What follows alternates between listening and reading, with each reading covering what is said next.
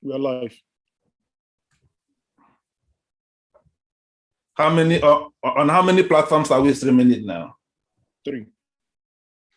3. Okay.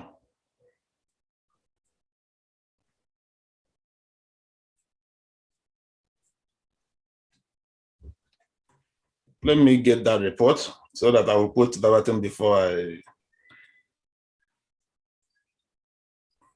Okay.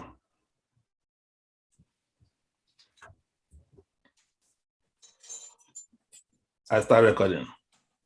Njenje, will you like the video later? Because if you will, I will record on the iCloud. If you want, I record on my computer. No, it's fine because it's streaming. I don't. Okay. Okay, let me record on my computer then. Right. Good evening, all. Can you hear me? Yes, sir. Marcel Uche Mefor, nice to see you. Good evening, sir. Right. Thank you very much. It's nice to see. It's nice to see you. Thank you. Same here. All right. Are we Okay, moving? we move. We are now ready to go. We're starting in the next 5 seconds. All right. Okay.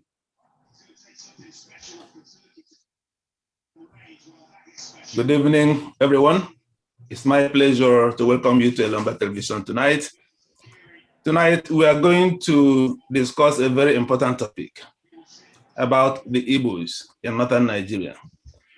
Last week, we had a news that a new tribe has emerged. A group of Igbos named themselves Northern Igbos. The group led by they were called Igbo Delegate Assembly. Igbo Delegate Assembly comprises of all the Igbo associations in the 19 northern states. They visited the Kaduna State governor and announced that they are now Northern Igbos and do not support the agitation, the secessionist agitation in southeastern Nigeria. 2 days after that, Igbo Delegate Assembly issued another statement calling on the federal government to tackle the security situation in the country. They announced their support for President Muhammad Buhari and again reiterated that they do not support the Biafra secessionist agenda. Not long after that, on Friday, Igbo Delegates Assembly and some Igbo traditional leaders again disowned IPOB, saying they do not support the agitation for secession.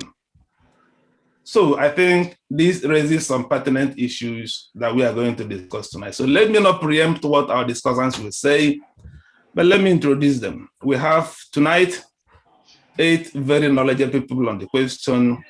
Comrade Sunny, Saeed, Altukry. I don't know whether Sani is here yet. He's from Kaduna State.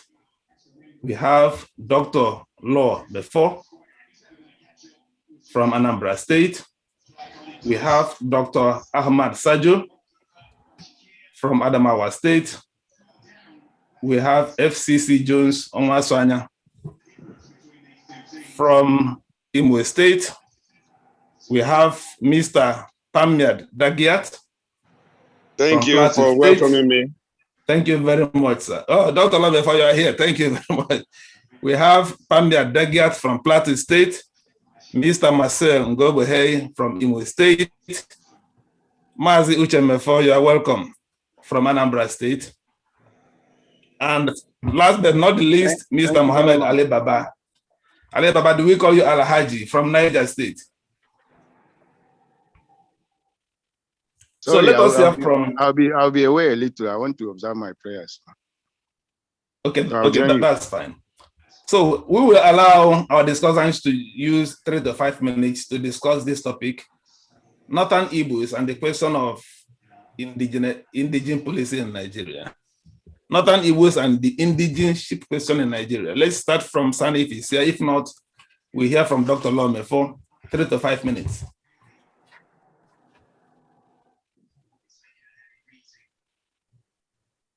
Dr. Uche Mefor, you have the floor. What do you think about this statement by the Igbo Delegates Assembly our topic and the indigeneship question in Nigeria. Dr. Mefor. Yeah, well,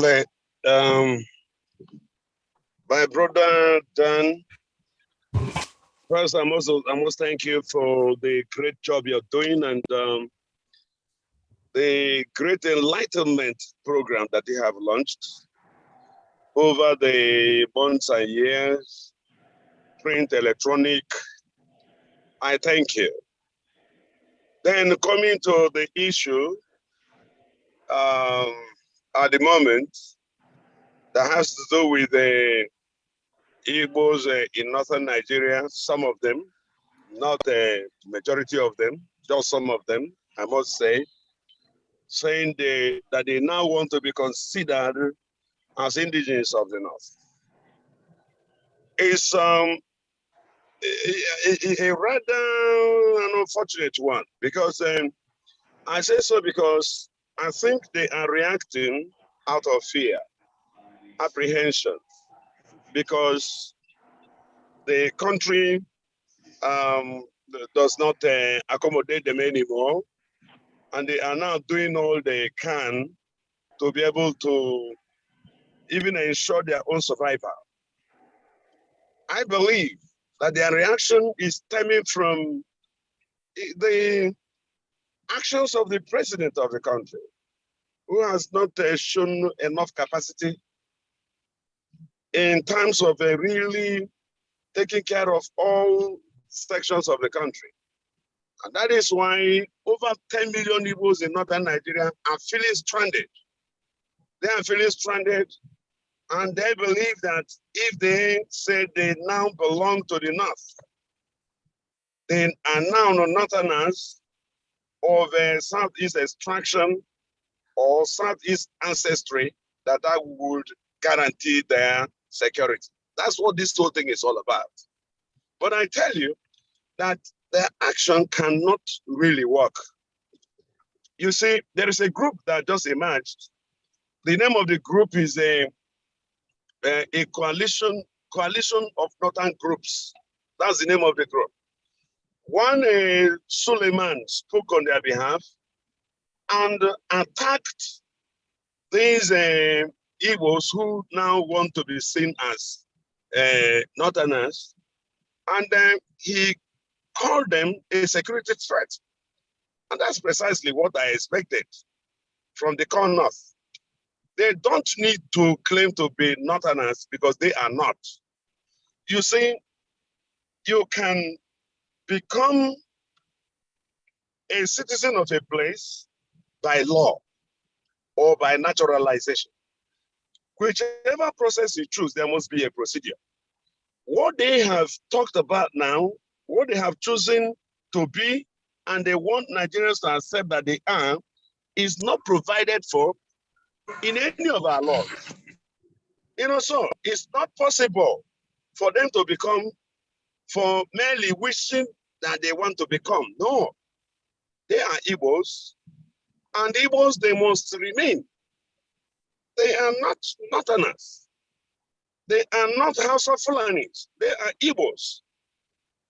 In the Southeast, we have Hausas, we have Fulanis, we have Yorubas.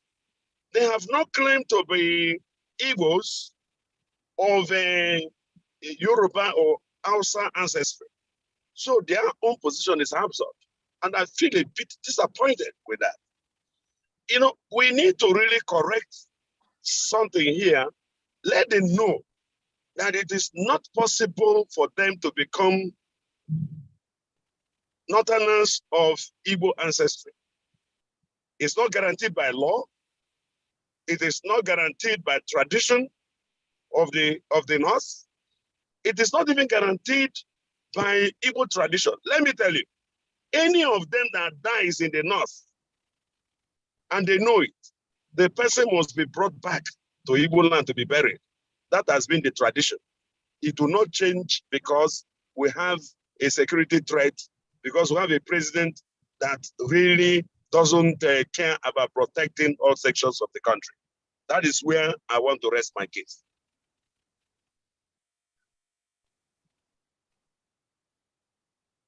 We thank you very much, Dr. Mefor. Comrade Sunny Saeed, you are with us now. Can you give a 3 to 5 minute presentation on the topic?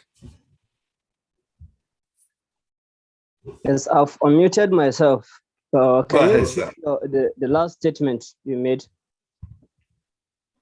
All right. In my introduction, I mentioned about a group called Igbo Delegates Assembly. I think you remember I sent you the link, what they said. They are now Northern Igbos, and they do not support the agitation for secession. They declare support for Muhammad Buhari and saying that they, the Igbos in the 19 northern states of the country, should now be considered as Northern Igbos and not Southern Igbos. What do you think? Can you 3 to 5 minute presentation, please? Okay. I must thank you very much for this wonderful opportunity given to me. And I will commend your effort for organizing this webinar for us to engage ourselves and enlighten ourselves of issues that we are technically not understood. You see, myself, I believe that Igbos are the true Nigerians. This is because Igbos are the most widely dispersed ethnic group in Nigeria. There is no any place, any state, any locality in the whole of Nigeria that you go and you will not find an Igbo person there legitimately conducting his business activities. Just because of this makes me believe that the Igbo people are the true Nigerians we have. Now, based on this, you will find out that there are Igbos in certain parts of the north that even their parent or grandparent were born and brought up in the north. So, also here, let me cite an example with Kano State. There is a place called Sabongari. It is a local government, and that local government is dominated by Igbo people. It is a business hub. If you go there, you find out most of the shops there are owned and operated by Igbo people. Now, what does the Constitution say about indigenship? One can become an indigene of a locality if and only if his parents or grandparents are from that locality, or the officials of that locality, be it the district head or the local government chairman, certify that person as an indigene of that locality. He might be credited, that identity. So I see no reason why someone whom his parents are born and brought up in a particular locality cannot claim indigenship of that locality. He can. There are a lot of Igbos that are even more of northerners than the northerners themselves. So why cannot be this? Why can't these people cannot be given a sense of belonging? Whomever believes in a true Nigeria, he should also believe in that. Why is it not that a Hausa man that his parents were born and brought up in Enugu, and he was also born and brought up in Enugu, his children are also born and brought up in, why can't he claim to be an indigene of that locality? Why? I see no reason for that. Now, there is, let me cite example with Eze Joseph Emmanuel of Plateau State. They call him Eze of the Igbo community in Plateau State. Even his father was born and brought up in Plateau State, and now he is the Eze of Igbo community in Plateau State. So why he has a very gigantic palace, a mansion there. He has so many business activities. Then why should someone from the north just wake up one day and tell him to evacuate and leave because he does not belong there, while he is a Nigerian? Now, Dr. Mefor quote the coalition of northern Nigeria. Let me just dissect into that a little bit, because I am the Northwest Secretary of the coalition of northern groups. The reason for that quit notice he cited was because of the lives and properties of the northerners can no longer be guaranteed in the southeast. That was the major reason for that quit notice, the ultimatum given, which was 90 days. And I was even part. If you Google the pictures, you will see me there. But we now had to withdraw that statement due to some reasons. You are supposed to read the reasons for withdrawal of that statement and also cite them here. He also quoted that Igbos, if they die, they were not buried here. I know a massive grave that is owned by the Christian here, even in my locality, Zaria, where I reside, in Wusasa, where the oldest church is. If whenever an Igbo person dies, if he so wish, he can be buried in that burial ground. So for me, I think the issue of northern Igbos, they exist and they operate. And no one can just wake up one day and tell them to leave as far as Nigeria is concerned. Thank you.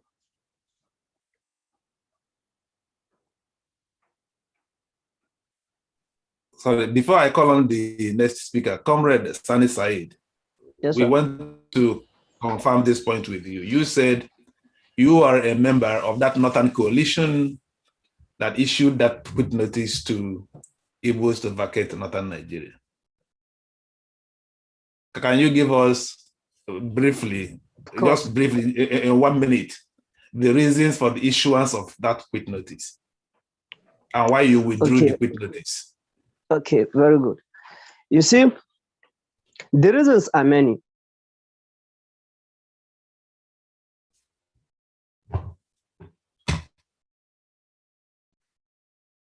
But a few norms and values cannot easily do without. But here in the north, we experience a drastic change in our values. And when we go back to the books, we now realize that the Igbos then were part of the problem. For instance, they sell counterfeit drugs. And even up to now, it still exists. More so, the lives and properties of other northerners there cannot be guaranteed due to the agitations by IPOB and MASOB. Our lives were not guaranteed there. Thirdly, a typical northerner cannot own any meaningful, business in the southeast, and it happens up to now. You cannot make mention of any prominent northerner that owns business worth 20 million in the entire southeast. So our people there in the southeast are deprived of their rights to operate as they deem it fit. So to mention but a few, these are just some of the reasons. Okay, now why did you withdraw the quit notice? Let's briefly again, why did you withdraw the quit notice? Good. We came to realize that the unity of Nigeria is not negotiable at that time. When we ask the Igbo people to leave the north, we realize that we are going to cause war because of the statement I made earlier that there are some Igbos that do not even own land in their hometown, but they own a lot of mansions here in the north. So when you tell them to leave, where will they go to? In fact, they even prefer to die here than to go back there. All right. Thank you very much. Thank you very much. The governors of the northern states, okay, including Governor Nasiru El-Rufai, intervene and calm the nerves of northern youth that they shouldn't, that wasn't the way to act. We should be very diplomatic in our approach. There are so many ways we can follow to curb such menace. So we had to now come back to our senses and withdraw the quick notice for peace to reign. That's it. Thank you. All right. We thank you very much. Our next speaker will be FCC Jones. Are you there? Sorry. Okay, Alibaba, do you want to speak now?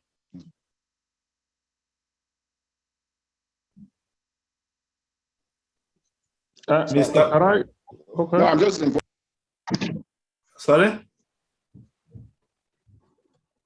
Mr. Mohammed Alibaba, you are saying something? I said I'm back. I said, when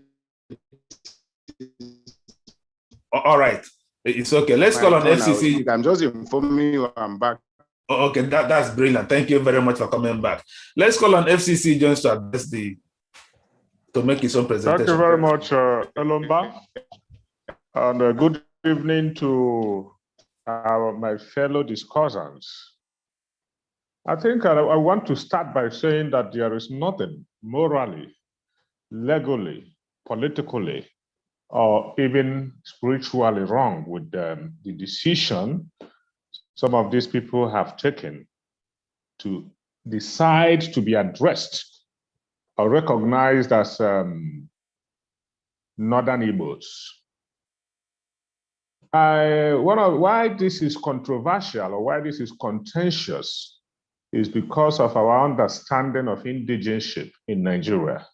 I think our understanding of indigeneship in Nigeria is flawed on its own, because we tend to think that before you can enjoy the rights of citizenship in any community, you must have been born there or you must belong there. But the truth of the matter is that those who studied history or those who we want to educate us, those whose field of study covered the areas of history, migrations, and all that, will tell you that there is nobody, there is no tribe in the world that sprouted from where they currently reside. Every community, every society is a product of migration. That is my understanding. I do not, if we go back to the Bible, maybe the only people who would be said to have right or to be indigenous by our understanding of indigenship are those who tried to build the Tower of Babel in the Bible story, where some people said, okay, we do not want to go our different ways. Let us build a Tower of Babel so that we can continue to be here forever. And God, in his wisdom, I do not know why he decided to scatter them and give them different languages, and they began to migrate. So, for instance, the people we call today as Northerners are not actually Northerners. They were not born there. The parents of Usman Danfodio was not a Northerner, a Northern Nigerian. They came from somewhere, and there are a lot of people like that. The people who are from Nnewi today or who claim indigenship of Nnewi today may not actually, if you trust them, that is why we have history. We say this person's father came at so time. Where did they come from? We feel comfortable when our brothers migrate to the United Kingdom of America, the United Kingdom, and are indigenes of that place enjoy the rights. We have our brothers who are elected officials in Poland, in the United States of America, in the UK, in Norway, wherever you call it. And we feel happy about that. But we are complaining, we are feeling badly done. We feel it is not right for some of our brothers to decide to take up indigeneship, take up citizenship in northern Nigeria. For instance, I come from Imo State. My parents come from Imo State. I can decide today that I no longer want to come from Imo State. I want to come from the FCT. And I become an indigene of the FCT. And already, we must tell some truth to power. There are, if you come to the FCT, for instance, there are few local government areas in the 6 local governments of FCT where you do not have an Igbo man serving as either the chairman of that local government or this vice chairman. If you go to Lagos State, for instance, you find Igbos holding elective positions in Lagos State. If you go to some places, there are people who were born in Kano, there are Igbos who were born in Kano who do not even know a word in Igbo language.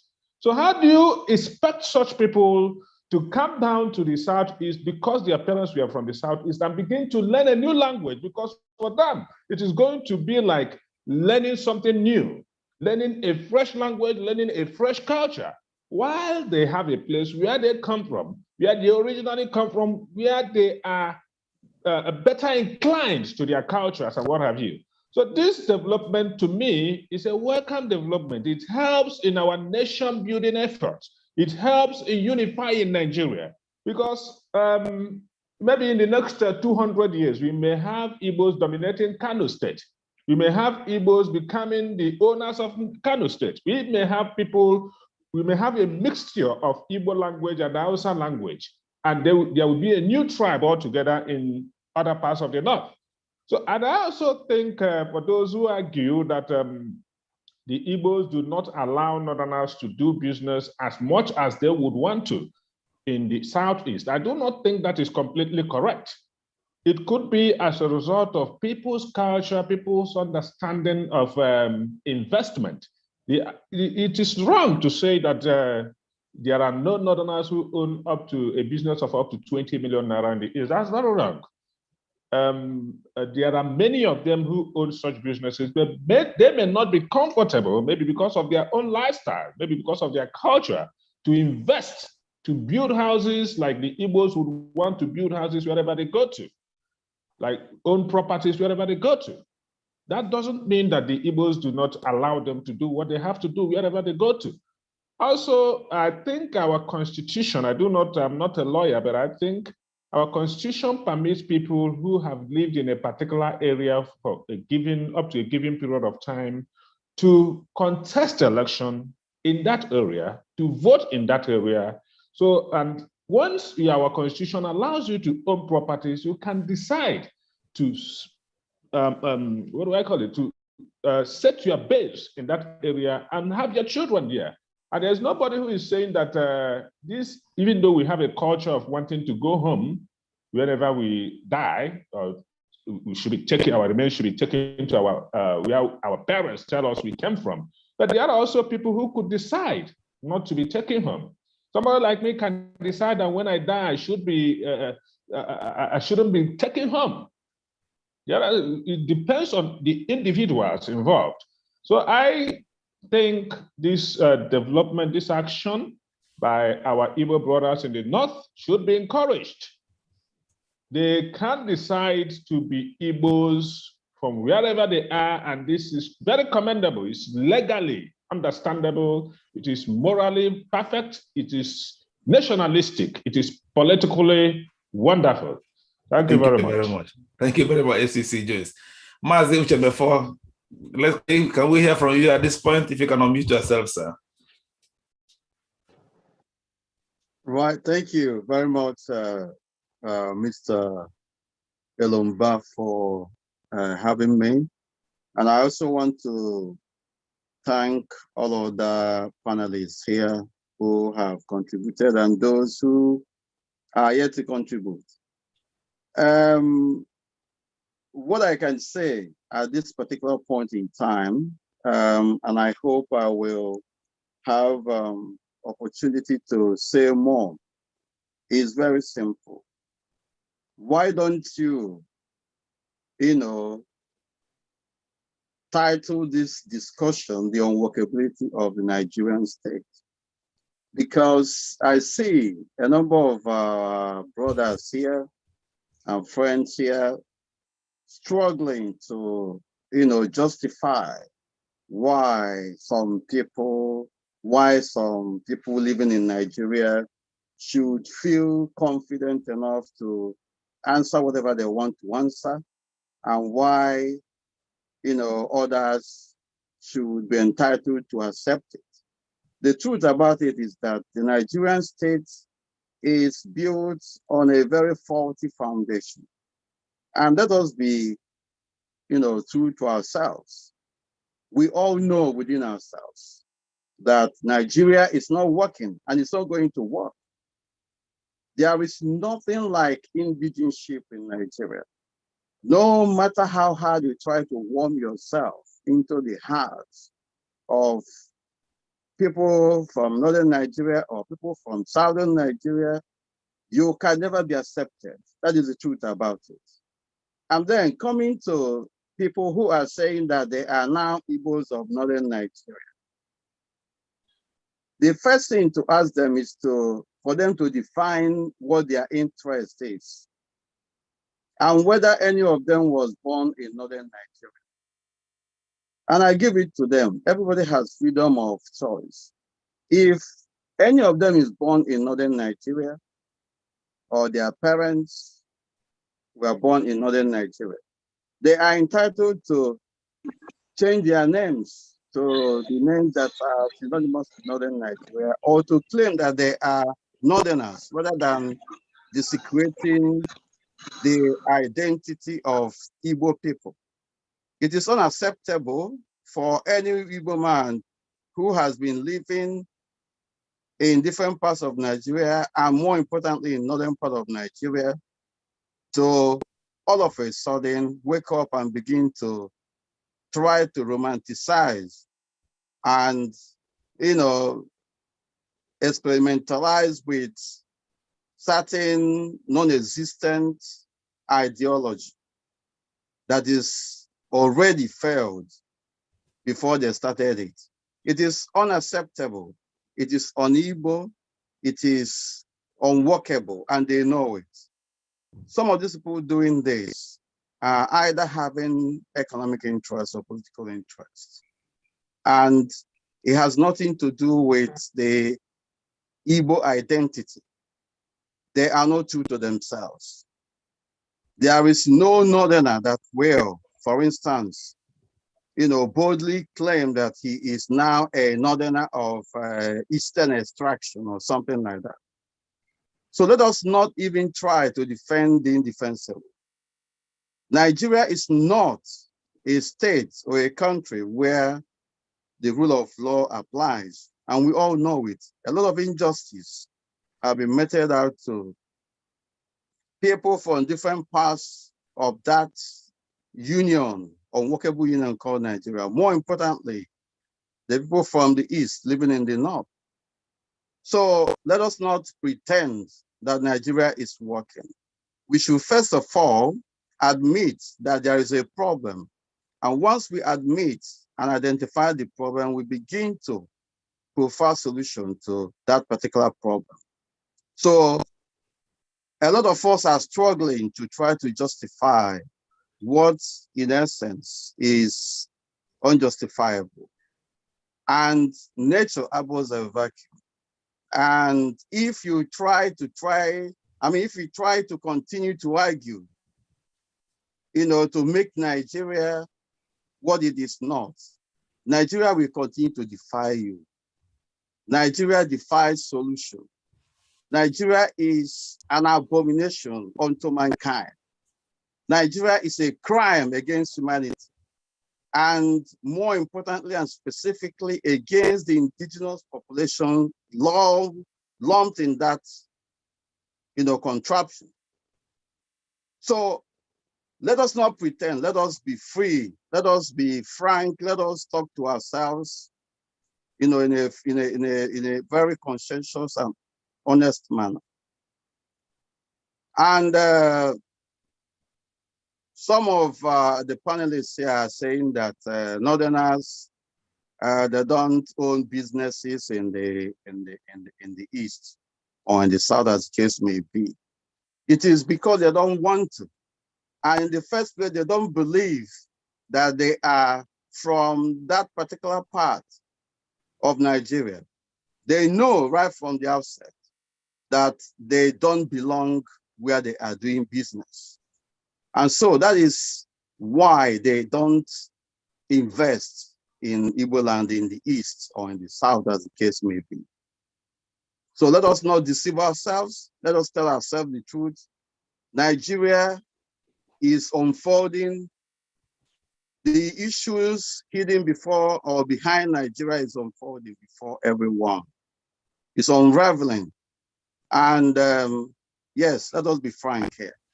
Well, thank you. Thank you. Marcel Ngogbehei. Yeah, we'll still, I'm sure you will still stay behind to take some questions on your presentation. Let's call on Mohammed Alibaba to speak for us, 3 to 5 minutes. Yeah, thank you. Hello. Yeah, go on. Hello, yeah. Thank you for having me. It's a good opportunity for us to just to deliberate on topic of Northern Igbos. You see, personally, first, I US and possibly generally, and it equally compounds me, especially from the beneficiaries. You have people here who, when their wives are near term, they will ship them to the US. And suddenly after the child that had maybe was conceived 7 to 8 months here, and in his 9th month, arrived US and is given birth to, he becomes a citizen. And then of course, we've seen how, because of that kind of arrangement, a second generation African, so to say, by virtue of having a mother from the US, became a US president. So generally, such kind of things fascinates me because it's one of the critical, I think, attractions of the US, the universality of human beings. That no human being has a choice in which tribe or what part of the world he's given birth to. Of course, maybe these ones that deliberately go and give birth in the US may be exception, but even the child has no role in that determination. So it confounds me that it's interesting that some of those that are most vociferous here in about ethnic identity are some of those that have been. So, and I feel personally that lies that human beings lived, particularly in this in Nigeria.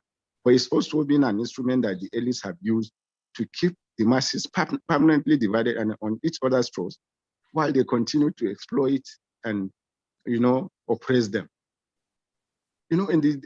I used to recall during the crisis of June 12th. Most of the time I was in Lagos that time, and then when people would be so furious, even up to fisticuffs about the June 12th crisis that time, I used to remind them that African Ocean Lines, Habib Bank, were still jointly owned by both Abiola and Adwa, and that if the crisis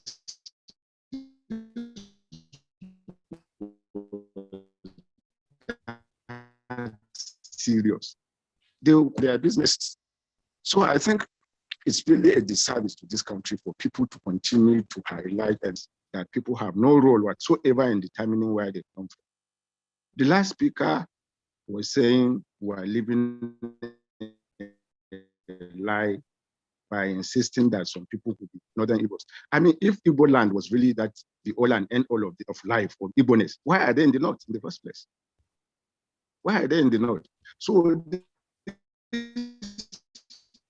issue of declaring themselves Northern Igbo almost coming a bit late because it's said to be accent.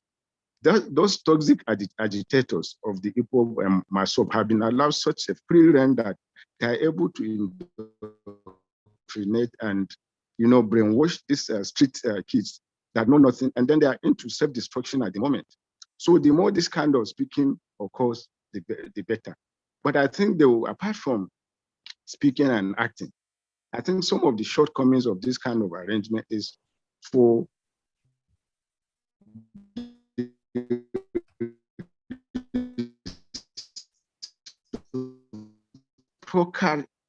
the guy that said they issued that, what do you call it, quits order to, I guess, it was the feeling that this accommodating and welcoming other parts of the country is not equally reciprocated on the Igbo side. And these are some of the things that brings agitation. But I think life does not begin and end in primordial allegiance or ethnicity, which nobody has a role in determining. Life generally, and every group, every sociological group is comprised of the good, the bad, and the ugly. So we need to recognize persons first as human beings, and then two, for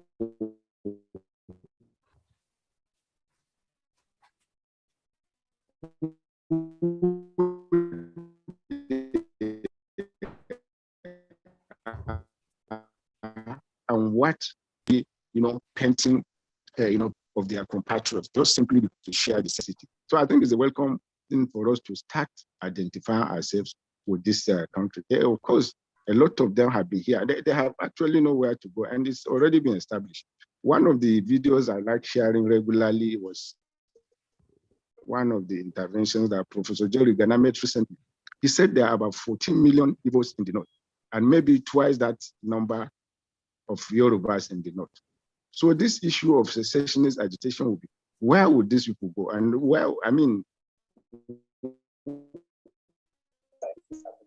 where is particularly one of us to revive Southeast in the event of that hallucinatory secession happen?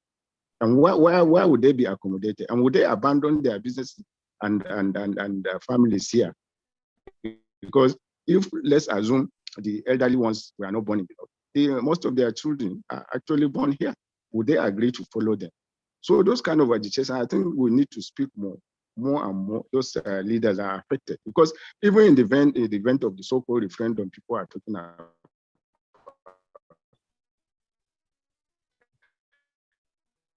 those that are entitled to participate outside their enclave because of separation, the challenges of secession. And there are still elderly ones that also can recall the challenges of war that was fought, the civil war that had come and passed.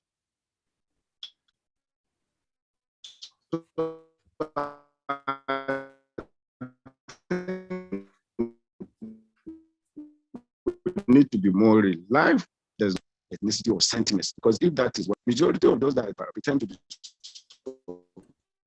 supporting secession or agitation, so if their own enclave or where they originate from will satisfy their yearnings in life, why are they outside? Why don't they remain there?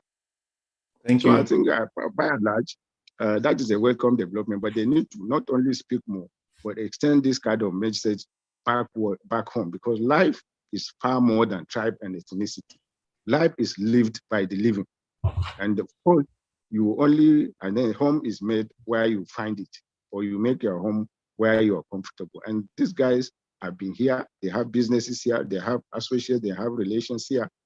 But the only snag I've realized, and which I often advise some of my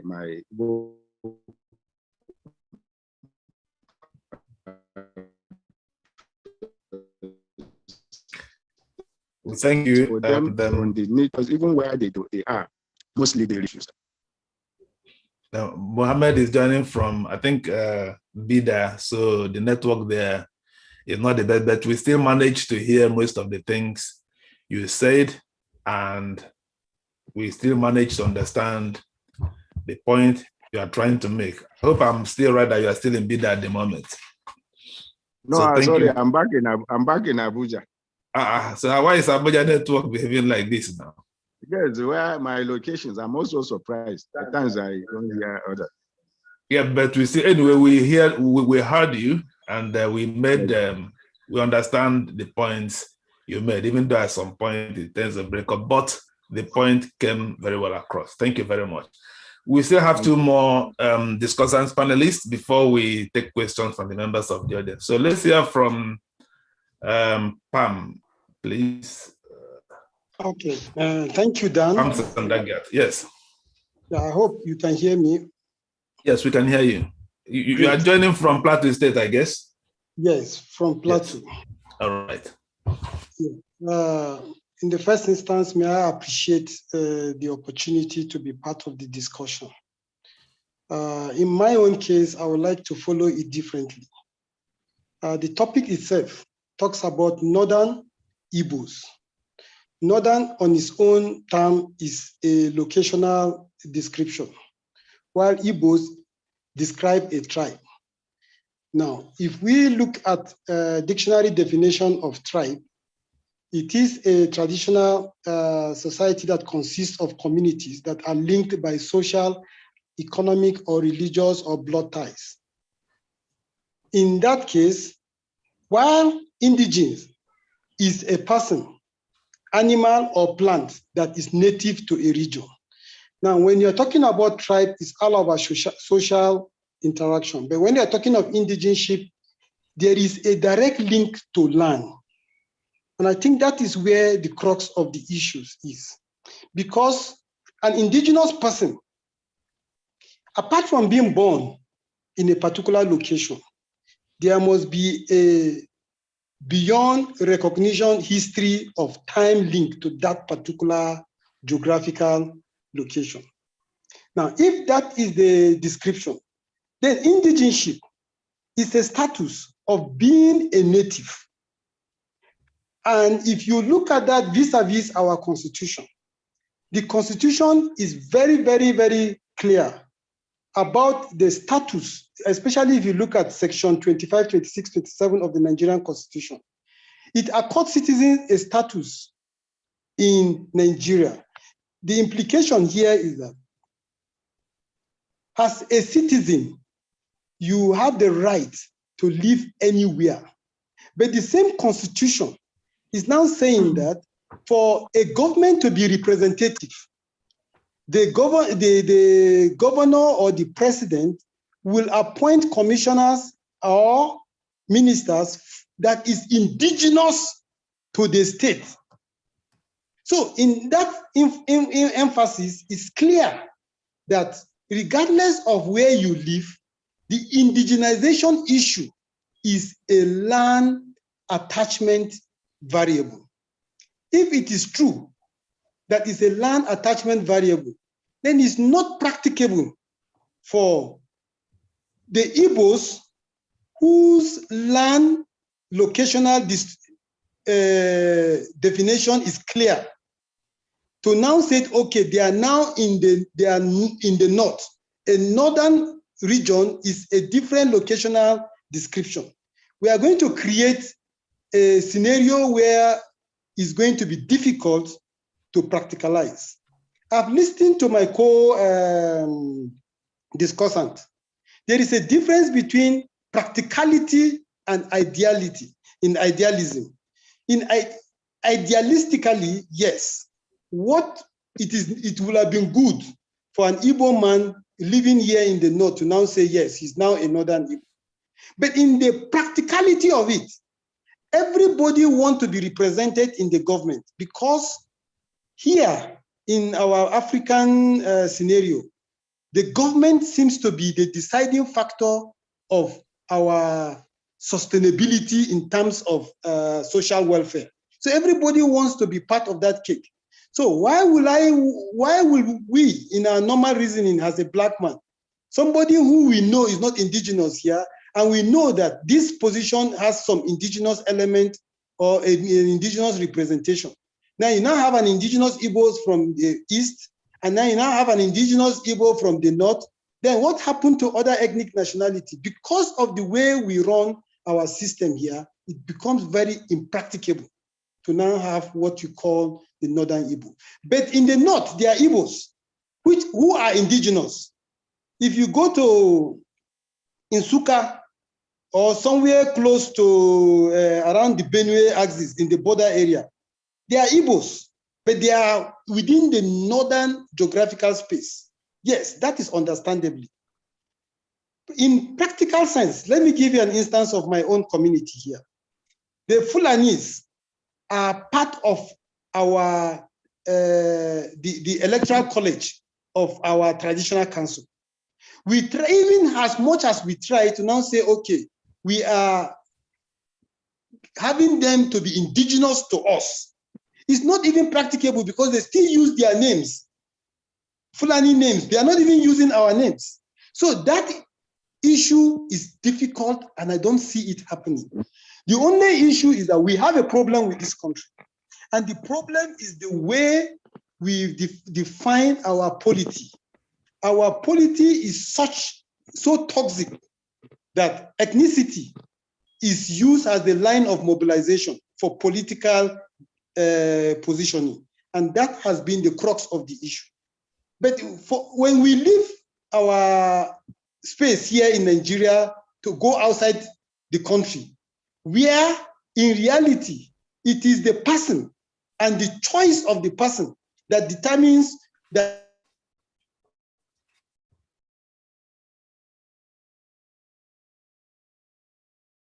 Thank you. I hope you join back later on. Now that your network says you should have a break.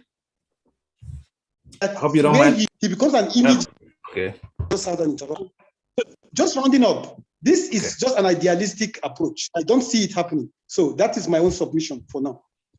All right, well, thank you. I hope you will stay to take questions on your submissions. Finally, but definitely not the least, Marcel, please, can you make your 3 to 5 minutes presentation, and then we take further comments from the discussant space on what they have heard from other speakers. Marcel, please. Okay, Dan, thanks so much. I have the benefit of having listened to everyone, so I was thinking whether they had changed my mind about about what I think it is. But Dr. Law Mefor had given the legal perspective of it, and I just saw an article written in Punch as at 8th of March 2020, where Senate was considering making a law that once you are 10 years in a particular place, that you could be an indigene. Now, from March 2020 to June 2021, I do not think there has been any constitution that has been reviewed and made into law. I'm not sure about that. Okay, so as it stands now, the indigeneship question means that you have to have a natural emanation from that particular zone, and there's a process. You have to get a letter from your local government and all those for them to confirm your indigeneship. I mean, that is one. So legally, I do not think that works. There's nothing like Northern Igbo in legal terms.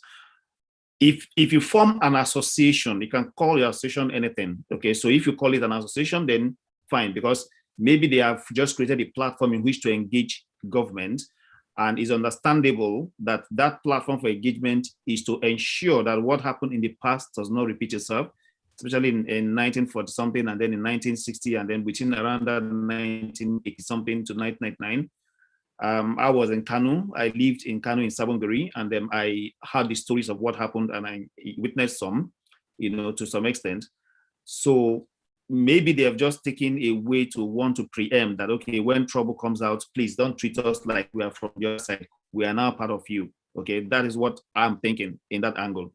Now, the next thing I want to address is even those other minority tribes that are indigenous to the north, how are they being treated? Because again, when you say you want to join a family, you need to ask yourself, the members of the family, how are the members of the family currently being treated?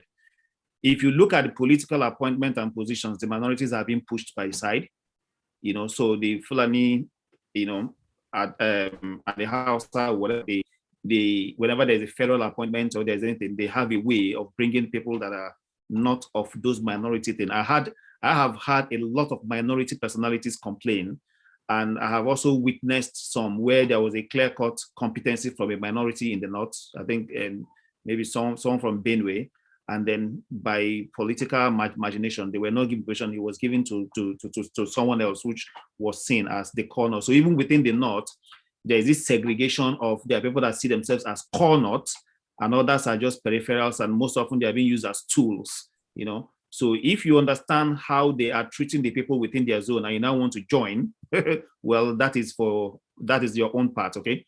Now, the last point I want to address is, somebody said the Northerners does not have any business up to 20 million. I know Dangote has invested $170 million USD in Anamco, you know, and that partnership is working. And I do not see anything that stops anybody from investing in the Southeast. And let us remove this notion that Igbos only go to the North. Igbos are everywhere. Take any country, anywhere they are established. So North is not an exception. So do not believe that Igbos are in the North because they don't have anywhere to go. By nature of the Igbos, they look for opportunities wherever opportunities is, and they establish their business and they excel. So if you go to Ghana, go to Benin, go to Congo, go to Liberia, go to Rwanda, just name any country, they are established. And when they go to any country, they make that place home. They join and they develop that place. They pay tax to the government. They work to make that. So the question is, why are other tribes not reciprocating? Why are the Northerners not coming to the Southeast to invest? I feel that they feel that they are not a part of that. And if you take this backward all the way back to the era of Tafawa Balewa, where there is this feeling that, you know, we have to protect our culture, our zone, and how we do things. So in their own zone, there is one person that has to be an emir at the top, and everybody has to lie, prostrate, and whatever he takes comes in. Now, they have the fear that once external people come in, that they're going to dilute that. And that is why they are not aligned people. They won't readily take you in. So they are doing everything possible to make sure that that particular culture and that system is maintained. That emirate system where one person is up and every other person has to, like, you know, bow down to it, and one person speaks for everybody. Unlike in the East or in the South, where you have a pure democratic system, even the chief or the Eze will not make a pronouncement unless it has listened to everybody. And most often it's based on voting, where the chiefs will have to come together. And at times, even if the chiefs make their position, the villagers can rise up and say, no, this doesn't favor us. Then they still come back to revisit it. So there is more of a democratic system of rulership in the South, unlike in the North, where you have this emirate system where the woman at the top makes the whole case. Then one other thing I might want to quickly address is about the land in Igbo. There is a lot of land in Igbo land. If you want to buy land, come to me. I will sell land to you very, very cheap. If you want to buy 100 acres of land for your ranch, come, I will sell land to you and it's protected. And once you buy land in Igbo land, there is something that seals that land. They will kill a goat and spill the blood of that goat on that land. Once that is done, nobody ever disputes that land with you forever and ever. So what I will want to advise some of our people, especially our people from the North, you know, Igbos has moved out of Southeast. They've come to the North. They've understood your culture, and that was why they are able to integrate. You have to move out. You have to move out, go to other people's culture, learn their culture, and understand, so that you don't sit in your small place and begin to gesticulate that, okay, one group of people is doing drug, and that's why, I mean, it doesn't make sense. So let us realize that at the end of the day, there is a two-way thing. I come to your place, I learn, I live in peace with you. You come to my place, you learn, you live in peace with me. So I will encourage them to do more of the coming. And believe you me, if that is done, Nigeria will have a better place to live. But then, get this very, very clear, and I'm making it very, very clear. The North are still having this hold of their system. They do not want any dilution, and any attempts by anybody to want to get into it will be resisted. You know, so you need to get that clear. And I know some of them here will not deny that. It is the culture, it is the way they are running, and that is one of the biggest impediments we have in terms of integration in the country. I want to look forward to them coming down and having a more open and journalistic view, and let's be able to integrate and run a more inclusive government. Thank you. All right. I thank you very much. I can see some hands up, but I think what we'll do now is to allow our discussants to reflect on what they have heard from other discussants. I think that is fair. Before we now allow, there are so many hands, but please have patience with us. Let's see whether what other discussants have said have made the discussants to maybe change their mind or further clarify their thoughts. Let's start from the beginning again. Dr. Mefor, if you are still here, you took a very strong position, very strong position in the beginning. Have you changed your mind? Yes. Have you changed your mind in any way? I haven't quite changed my mind. I think my position remains what I postulated it to be. My video may not be so clear where I am. That is the Nigerian situation. The lights keep fluctuating, going up and down. You see, Nigerian situation is a peculiar mess. That's the truth. And it is so for two reasons, like I said, because the structures we have going for us now 2 minutes, please. They can't work. They Dr. cannot. Mefor, we have 2 minutes, please, if you don't mind. 2 minutes. Structures we have so that we allow the raising of the hand to speak. Yeah. Go ahead. What you said? Yeah, I'm saying you have 2 minutes so that we allow those who are raising up their hand to make comment or ask questions. So, Dr. Mefor, please, you have 2 minutes. Go ahead. Yes. I say that the situation we have in the country is a peculiar mess. We can go on pretending. We are used to that. We are used to that. Is a full complement of a system that will never work. And that is exactly what it has been. We have not been able to really get anything going for us.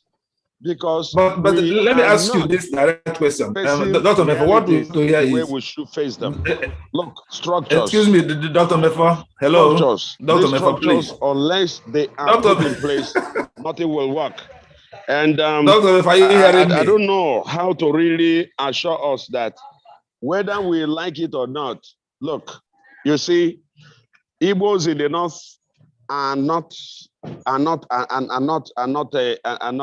northerners. They are Igbos. I tell you, because the procedures that will make them to become something else, the conditions don't exist. So that's the truth.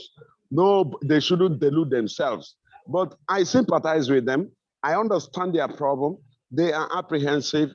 They are only bringing that in as a stopgap to safeguard themselves, because the president of the country is not offering any such cover that can now cover them. That's just the truth. So let them forget what they are looking at. If they feel too insecure, they should return home where they belong. That is the only place they belong. And where they are developing, they should continue to develop. The people they are developing appreciate. It is their politicians that are making all these political statements, trying to push them out, and they inherit their sweat. But there is God.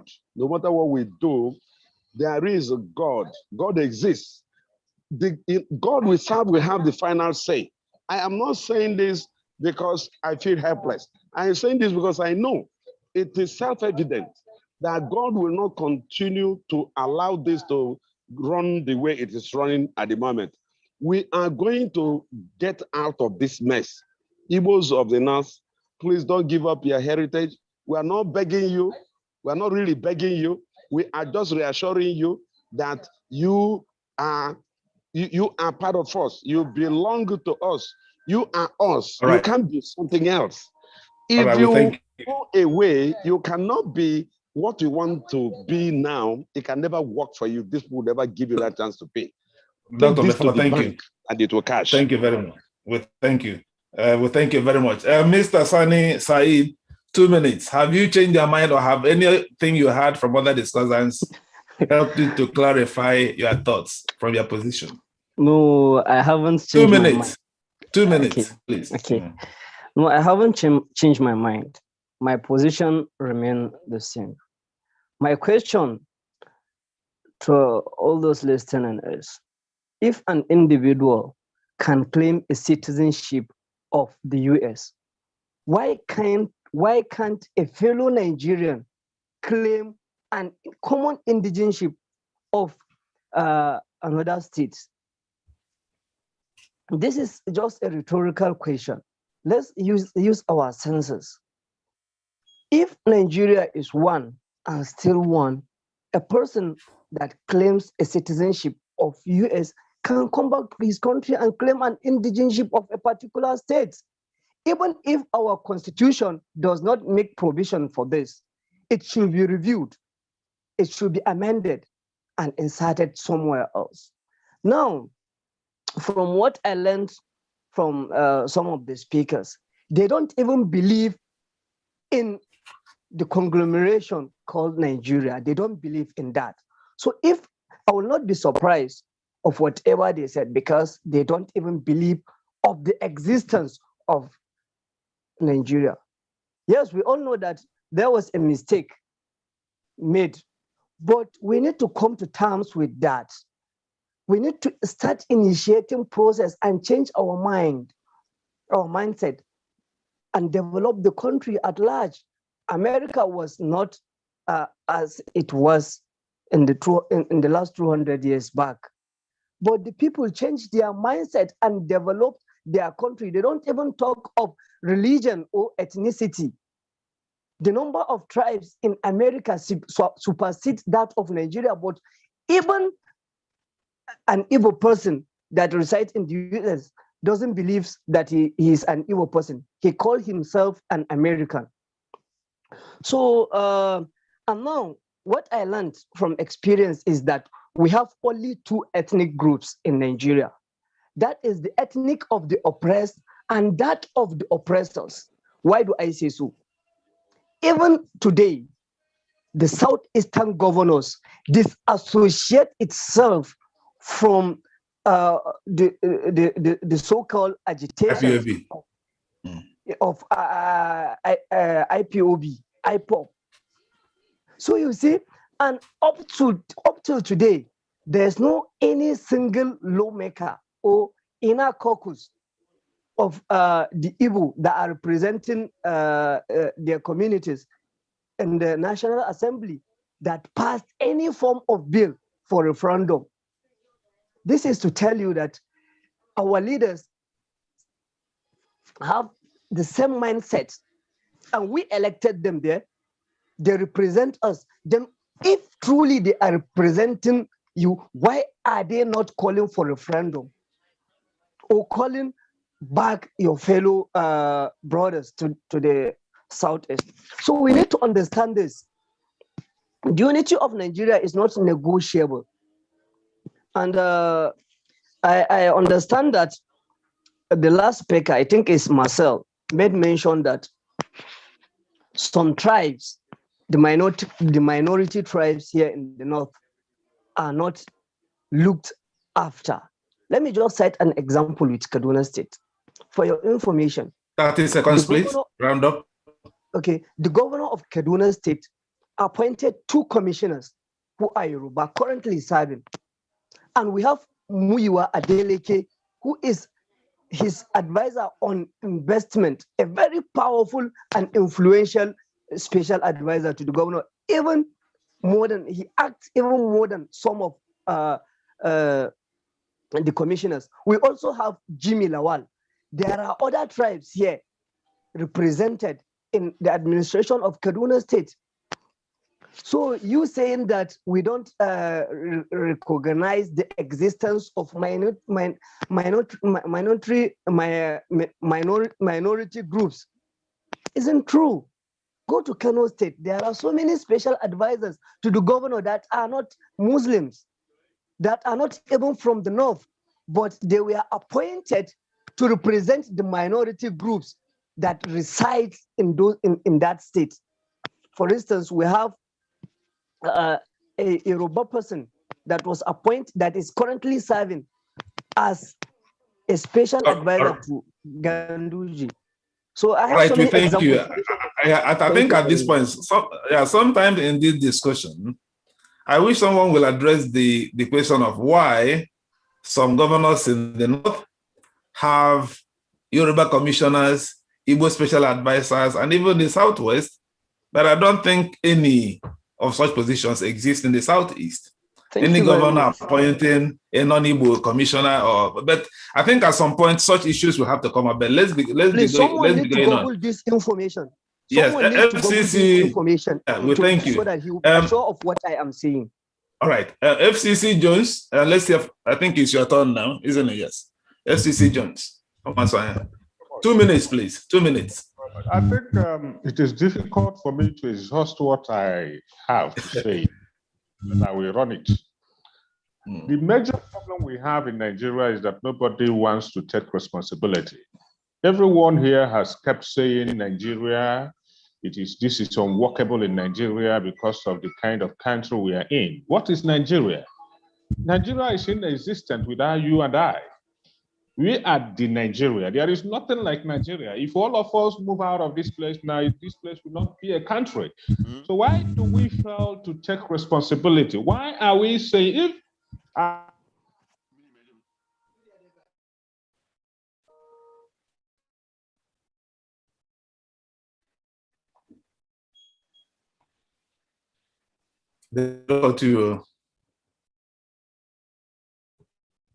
FCC Jones, they don't cut you. The futile attempt to disunite Nigeria has become a business for most people. It has become a franchise. People are doing this business even though they know it won't work. But because they know that our politicians, our elites, not just politicians, the academics, the very intelligent people who are in this country will want to become popular by saying what they believe will click with the emotions of the people.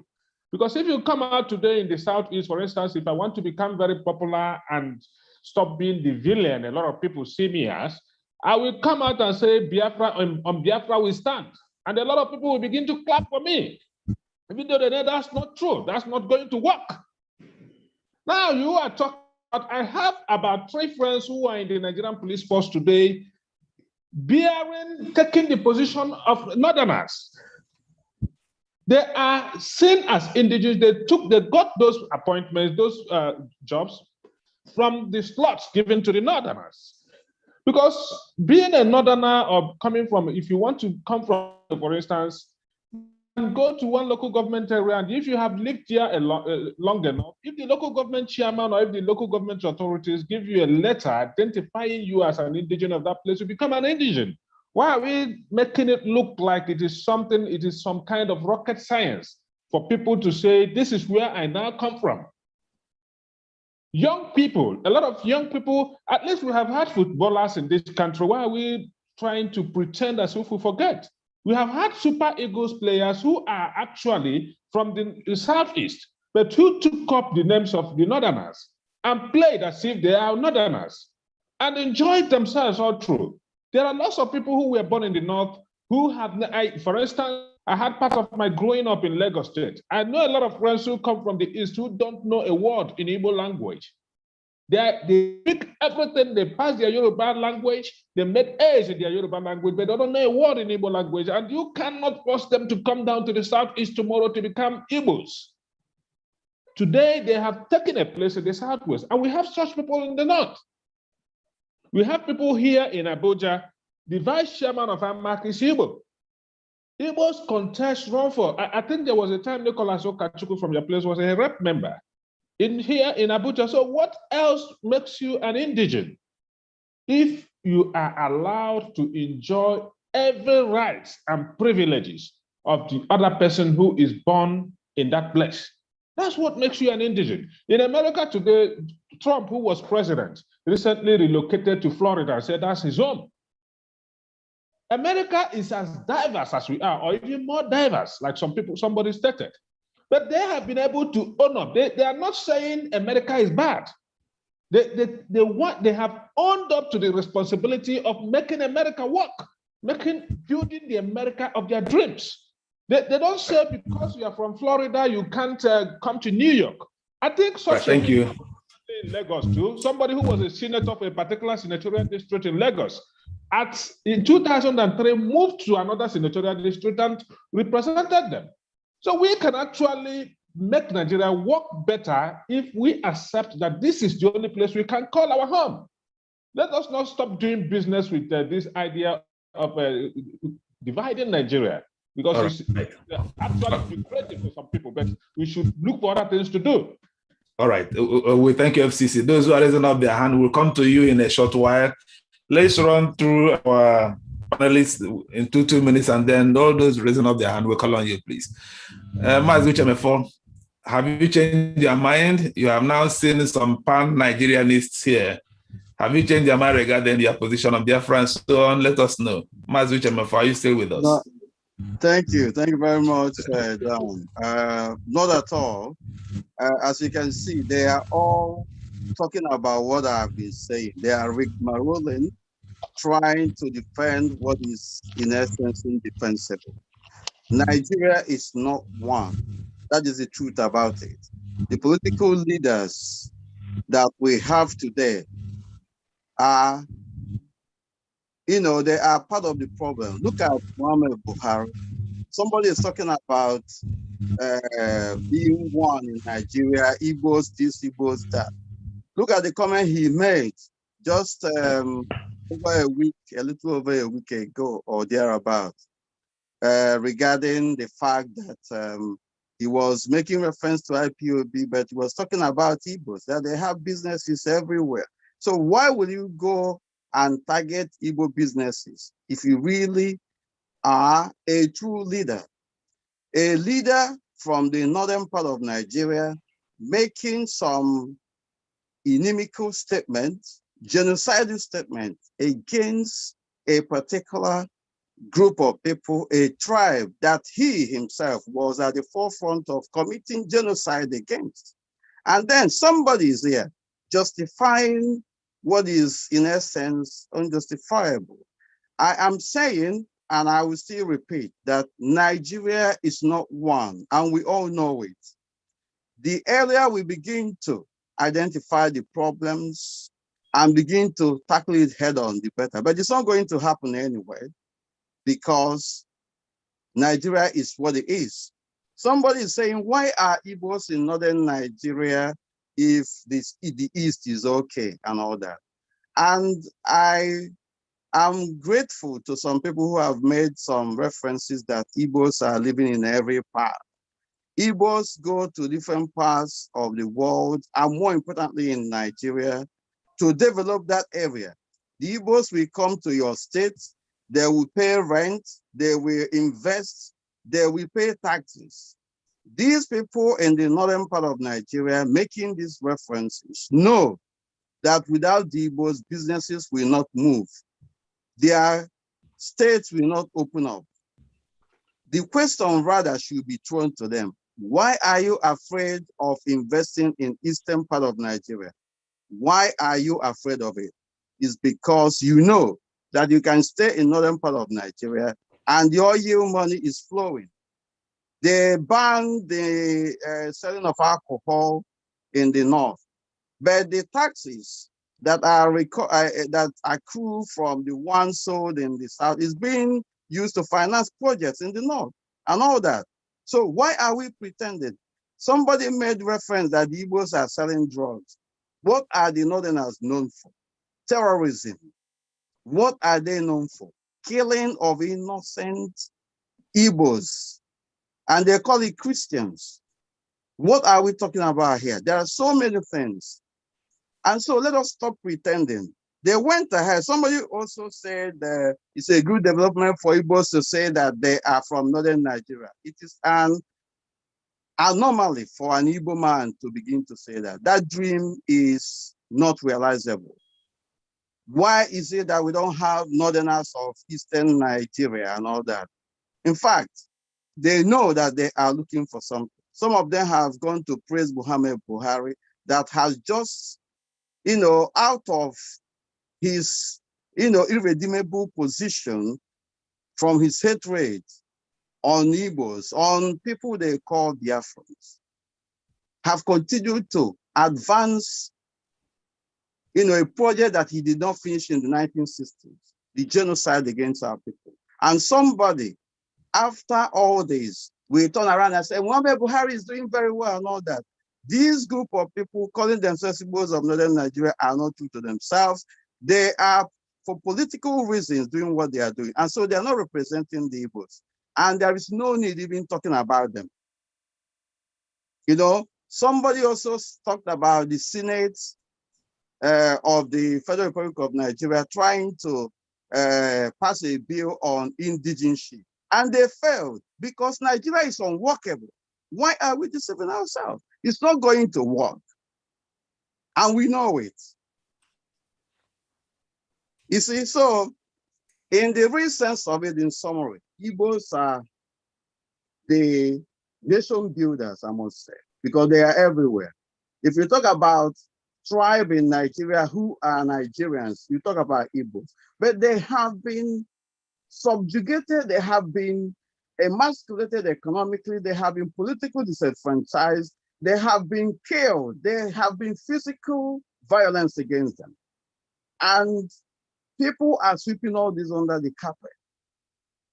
For how long will the injustice continue? All right, thank you. I you. think that somebody mentioned referendum.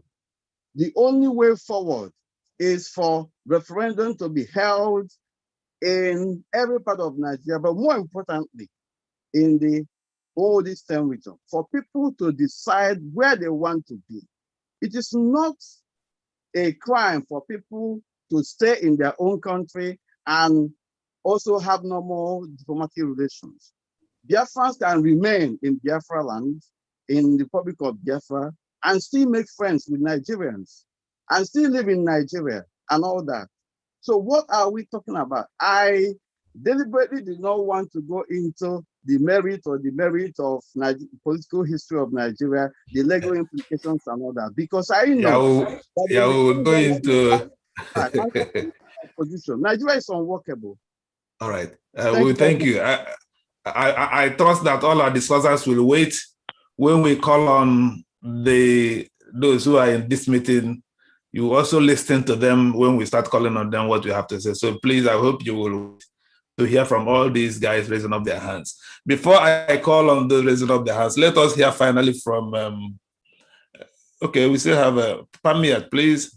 Pamyat Dagyat, please, 2 minutes so that we wouldn't miss all these hands before it's getting late. Pamyat, 2 minutes. I try to correct my name. My name is Pamson.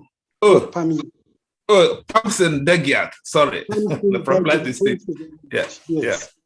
I'm still on my position. The issue of Northern Igbos is just an idea. It's not practicable because it's not practicable until, because it's an idea that should be practicable actually, but it's not. Until residency is the basis of citizenship and not indigeneship. Until you remove the fact that commissioners or ministers are appointed by indigeneship, not by merit. If we make it by merit or by capacity to deliver on the tax, fine, then we are likely to get there. Equally, until we have leaders that understand that Nigeria is a country for all, not the kind of leaders we have, like we have today, then that is a might. It can never be a reality. My last speaker is very, very passionate about Biafra, that Nigeria is not working. I don't agree with that. I don't agree with that position because Nigeria, like America, equally had their own problem, but they fixed it. So until we agree and are willing to fix our own, even when you create a Biafra, there will be a minority group in that Biafran nation. So what will happen? They will equally look for secession. That is not the way to go. That has been my position on that. Now, we need to equally carve out our own democratic system that will protect every small ethnic minorities, because that is where the problems are. When the majority of the Hausa, Igbo, Yoruba are domineering over the minorities, then we keep having these issues and people will want to get their issues heard. So that's my position. What we call Northern Igbo is a might. It's not practicable. And I think I still remain on that, my position. Yes. Hello, is it my turn? Yes, Mr. Alibaba, please go ahead. Okay, thank you. Thank you. I think Mr. Jones actually spoke most of my mind. You see, a lot of these elites, just like he said, some elites have converted it to a business, political or actual financially rewarding business. And the focus has been on appointments and appointments. And this Northern Igbos, it's good that they engineered this discussion that we're having. If they were waiting, if it was only political appointments were the all and end all of life, they won't be where they are. They won't even be in such huge numbers as to even recognize and tag themselves. There is more to life than political appointments. Now he's saying Nigeria is not one because of this division. Is Imo State one? Isn't Uzodinma accusing Okorocha of instigating the violence in his own state? That's even before you get to Biafra. It's a single state, and one governor succeeded another, and is accusing the other of undermining his governance. And who are the receiving end? Is the people. So I think the more the focus has always been on elite privileges, and they are the ones that have converted these ethnic and primordial divisions to a business venture, either for political gains or for financial gains. What matters to the average Nigerian, principally is to improve his standard of living, good schools, good roads, and then of course access to jobs. These are what matters to him, and these are problems that are pervasive across the entire nation, the entire nooks and crannies. The local government chairman fails, the governor fails him, his representatives fail him, and just like I think it's still the same Jones or the other comrade, there are actually only two tribes in every environment, and in Nigeria in particular, the oppressors and the oppressed. But because they know majority of the oppressors are gullible, they use this ethnicity and religious and sectional settlements to keep them divided so that they will continue to hold sway over their exploitation. So I think the more, for the elites, the truly discernible elites and genuine and patriotic elites, for us to focus on what works. And these challenges, like we said, are delivering good governance, and then the improving on the livelihood of these people. Focusing on, of course, even Siamese twins are different. If you really were out to look for division, even Siamese twins are inherently different, even though it is said that they broke up from a single egg from the womb. So when you emphasize differences, you get them by the tons, but it's been converted to an elite business to continue to keep people so that their attention is completely diverted from the misgovernance, from the corruption and exploitation, and their complete abandonment. And that is why we need to refocus. This issue of ethnicity, it does not want any good except the elites that are benefiting from it. And that's why you can have scammers, felons like Nnamdi Kanu holding sway over the entire people. Somebody was alluding to the Emirates system. What can be worse than having a scammer that is hibernating abroad, undermining an entire sub-region? Why is the democracy, why is the republicanism that people brandish all over the place? This is contemporary times when people are going to prehistoric times. In contemporary times, you have a scammer, a felon of no job, now that is manipulating an entire sub-region, and making it ungovernable. Speaking from his hideout, and somebody will now, try to denigrate a well-established culture and structure that even the colonialists couldn't replace. They had to even try to mimic it with the direct rule that they had in the Northeast. So I think we should be careful the kind of history, jaundiced history we brandish. We are talking of contemporary times. In contemporary times, what matters is what works. And what matters is the fact that the leadership across all the nooks and crannies have failed. And they are united in continuous oppression of the people. And then let's focus on that. That is raising the standard of living of the people, and this continuously exposing this conflict merchants, because these ethnic champions are merely conflict merchants, because they gain from it, just like Mr. Jones said, either to gain popularity, to gain recognition, to get settled, or to get from financial remuneration out of this grandstanding. Yeah. Well, thank you very much. Finally, before we call on those raising up their hand, please restrict it to 2 minutes. Marcel. Okay, thank you, Dan. Again, I repeat, and I want to make reference to the fact that the minorities in the North are not treated fair. So I don't think anybody should think of joining that minority. and I'm saying it, and I want someone to present me with facts and figures. You have close to 200 ethnic minorities in the north, around that, and then look at the appointments and the political positions.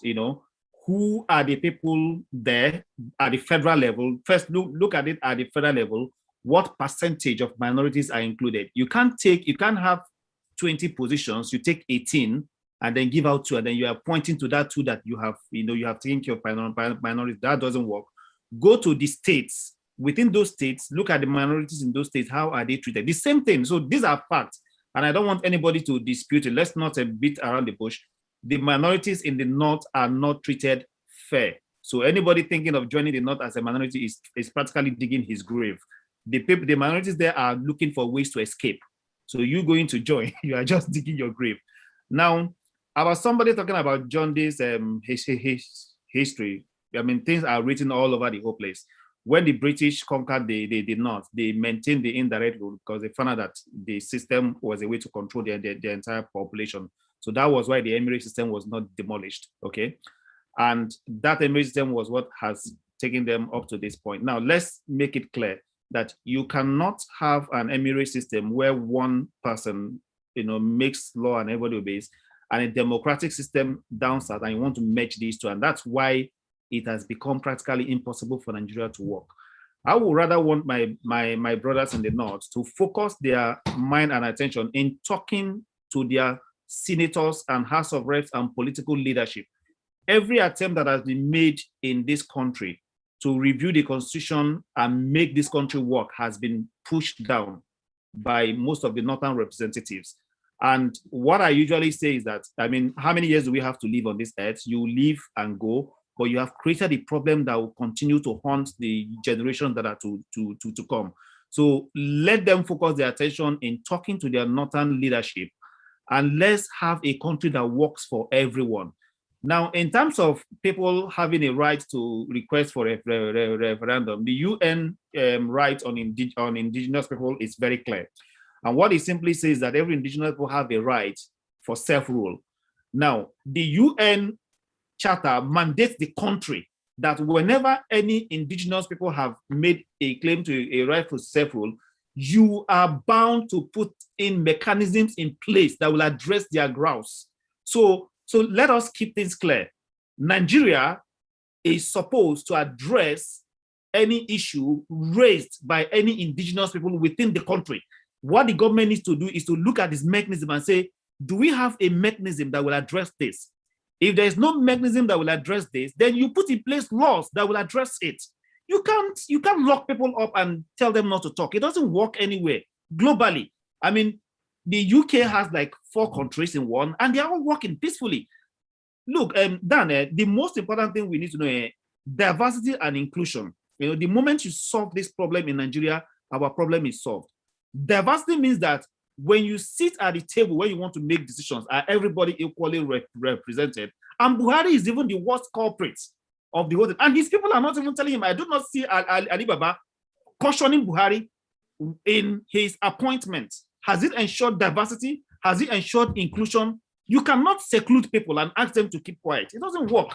So if anybody wants to progress this country, we all need to come together and reason like human beings, reason like normal human beings, and make sense. Let us make it work. Now, if you do not want to make it work, then don't blame people that want to exit. You cannot force me to stay. Feed me, you are not feeding me, and then you are forcing me to stay. Allow me to go and look at my food. Okay. Thank you. So let us just get this clear. And I know that our northern brothers here, especially everybody, we need to reason and let's build a Nigeria that works for all. Diversity and inclusion. Ensure everybody is equally represented and ensure everybody is equally taken care of, and there will be peace in the house. Thank you. Thank you very much. All right, let's open up the floor now. You guys, more than 40 people have been listening, and hundreds more. I'm watching the comments on Facebook and YouTube as well, have been very, very, very hot. And people are raising a lot of issues. So let's listen to you guys. Please keep it to two minutes. 2 minutes. Anna Yongosi, please. Yes. 2 minutes. Dan, thank you. Dan, from the back door, you're organizing a national conference. So I'm impressed with what I hear. But the idea of Northern Igbos does not exist. I don't think any woman will be there, because every Igbo man belongs to an Omunna, that is a clan or kinsman, and your name is there. And you're supposed to be paying your dues annually, or as the case may be. Anytime there's marriage, burial, and all that, you contribute to your levy. So I don't think there's anybody, an Igbo man, who will say that I am a Western Igbo or Northern Igbo. No, you are abroad. You are Igbo in diaspora, just like our people that live in America and Ghana, anywhere. That's given. Culturally, that is not acceptable, and that doesn't happen. So those guys that are saying they are comedians, that's one, from Igbo perspective. Then secondly, we'll ask ourselves, we want Nigeria to work. I noticed that you have diversity visa by US, Canada, all the states in Canada, pitch, right, for people to come and join and become Canadians. They have deliberate plans to do that. Guys, Nigeria will not restructure. The people that benefit from the present structure will stop it, right? The people who want it will be angry for it. It's understandable that Igbo people believe that we are traveling in a bus called Nigeria that is moving at 100 kilometers per hour, and they think they can move faster at 300 kilometers per hour because of their innate abilities or what moves them. They want to come down from that bus, but the operators of those buses are saying no. We move at speed. That is the issue. So the question now will be, how can Nigeria be changed? So that is a very big question. Number one, we'll talk about cultural vision. How do we see people? Yes, people who are ruling Nigeria now do not understand why some people won't keep quiet, won't respect their rulers. That is cultural, right? Then the Igbo people who, I come from a town where the Igwe cannot come to my house and tell me what to do. I'll walk him out. That's how it is done in Igbo land. So it is a cultural thing that we have to understand ourselves, maybe, and create a loose end, how we relate. Trust me, if we structure Nigeria, I can move down to Adamawa, I'll wear their clothes, eat their food, obey their laws, right? And become, and respect them, make my money there and pay taxes and all. That's what Indians do here, right? So I think we have to actually, if we want to be Nigerians, we have to decide how we'll be Nigerian. Then who says referendum? There won't be referendum. Nobody will do referendum because referendum was done on the 30th of May, right? We saw everybody obey. So why would government say there will be referendum? Referendum has already been done now. So if you do that, they will vote for opting out. So I think we need ourselves in Nigeria, right? When you go to the airport, you see a lot of white people coming to Nigeria. They're coming for the population. You have the size, right? We are bigger as a country. But the way we actually are now, we need to tinker that. Otherwise, we'll go into pieces. So in summary, there won't be Igbo, Northern Igbos. People who are saying that they're deceiving themselves, they know they are lying. Rather, we have Igbos living in the north, right? Igbos have home base. They belong to Omunna. They belong to their clan. They belong to town, right? You can't go there and call themselves. In fact, they're actually a political offshoot between themselves. It can't happen. It doesn't happen anywhere. Thank you. Thank you very much. Mohammed Jamil Muhammad, please, your turn now. Thank you, Mr. Dan. It's a pleasure being here. And I also want to thank those who publicized this engagement that made some of us to know about it. Let me begin by saying this, that our major problem is stereotyping ourselves. It is just very clear that good people exist in every ethnic group or every religion, so as well as bad people exist in the same. So stereotyping one side, either north or south, Igbo, Hausa, or whatever, as all bad people, like I have heard here, people have called each other's name, stereotyping, that will not help us. So let us know that there are good and bad people in every ethnic group or religion. That's one. Two, I think the problem of Nigeria is a problem of both the leaders and the led. The leaders, what they have failed to give us is good governance and justice. And the led, what we have failed to give ourselves to make Nigeria work is patriotism. We are never patriotic as Nigerians.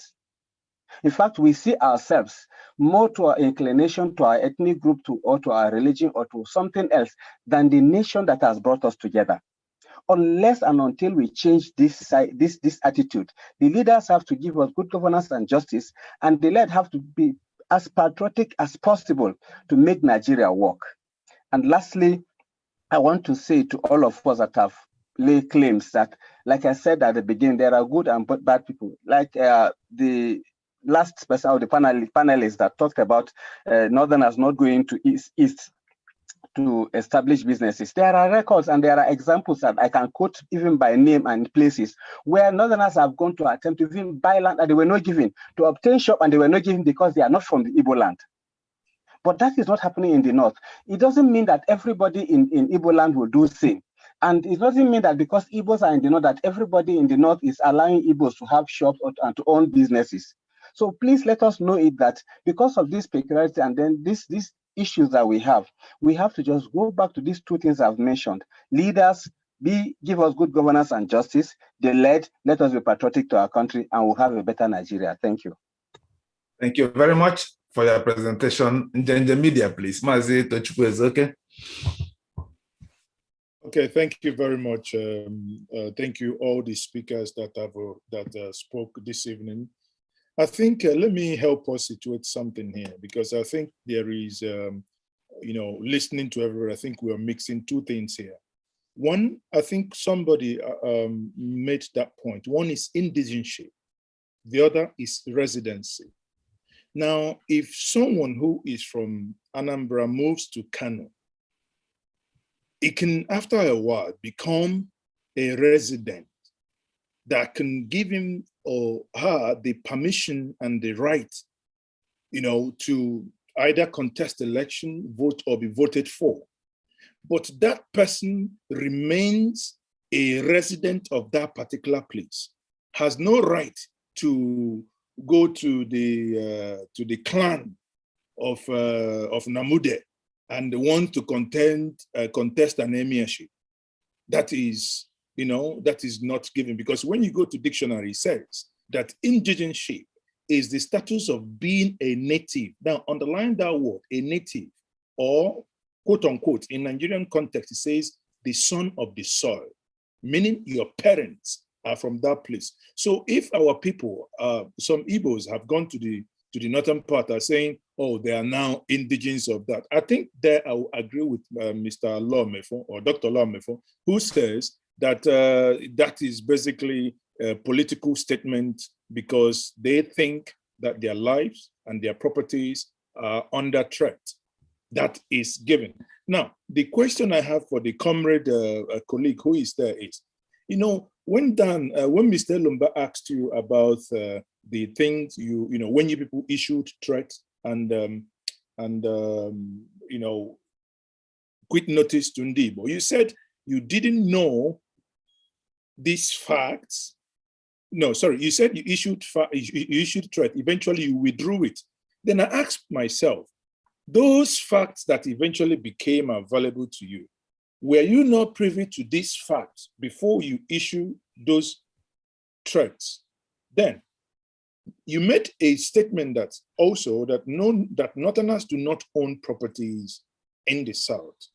Then I ask again, you as an individual, have you tried buying any property in the South, especially if we come back to the Southeast and it was not given to you or it was not sold to you?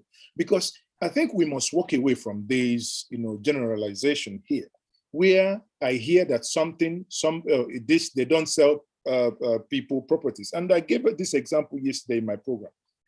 When you go to Nnewi today, down here, the moderator is a witness. With 15 million, you'll be struggling to buy a land. If I go to Kano today, with 200,000, I can buy a land, right? So what is the attraction for you to go and take 15 million, probably that you don't have, and buy a land in Nnewi, and what are you going to use it for?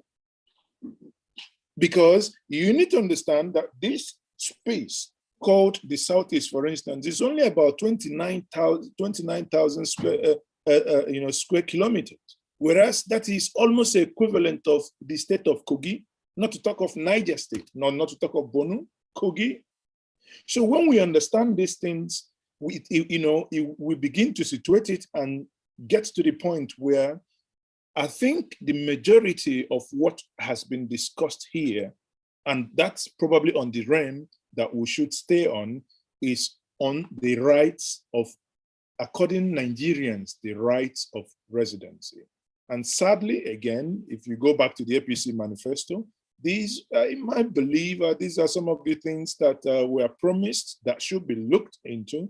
As someone noted before, last year, there was a brief discussion, and 1 year later, these things are not done. And because these things are not done, that is why we will keep seeing that a people will come to Okota and they want to cast their vote. And someone will say, oh, they are not part of us. Why would you leave the Southeast and come here to decide our electoral future? Thank you very much, everybody. Thank you very much. We have so many hands. I would have loved to exchanging one hand from the north, one from the south, but I will be forced to call now someone again from the southeast from the hand I'm seeing. Mas HTM Okoye, please.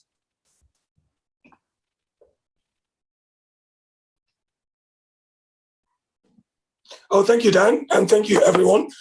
I think we are conflicting a lot of issues here. I'll go through the list. We got the personal element of this, which to my view, anyone is allowed to live wherever they want and be whoever they want to be. Even in the West here, we have people that change their gender as they see fit. So everyone is allowed to become an indigene of wherever they see fit. The political side of it, I'm going to leave by the side. Then you have the cultural and the traditional bias of this discussion, the traditional and the character of a people. Let me take the character of a people. Igbo people, for example, are ambitious. Igbo people are loud.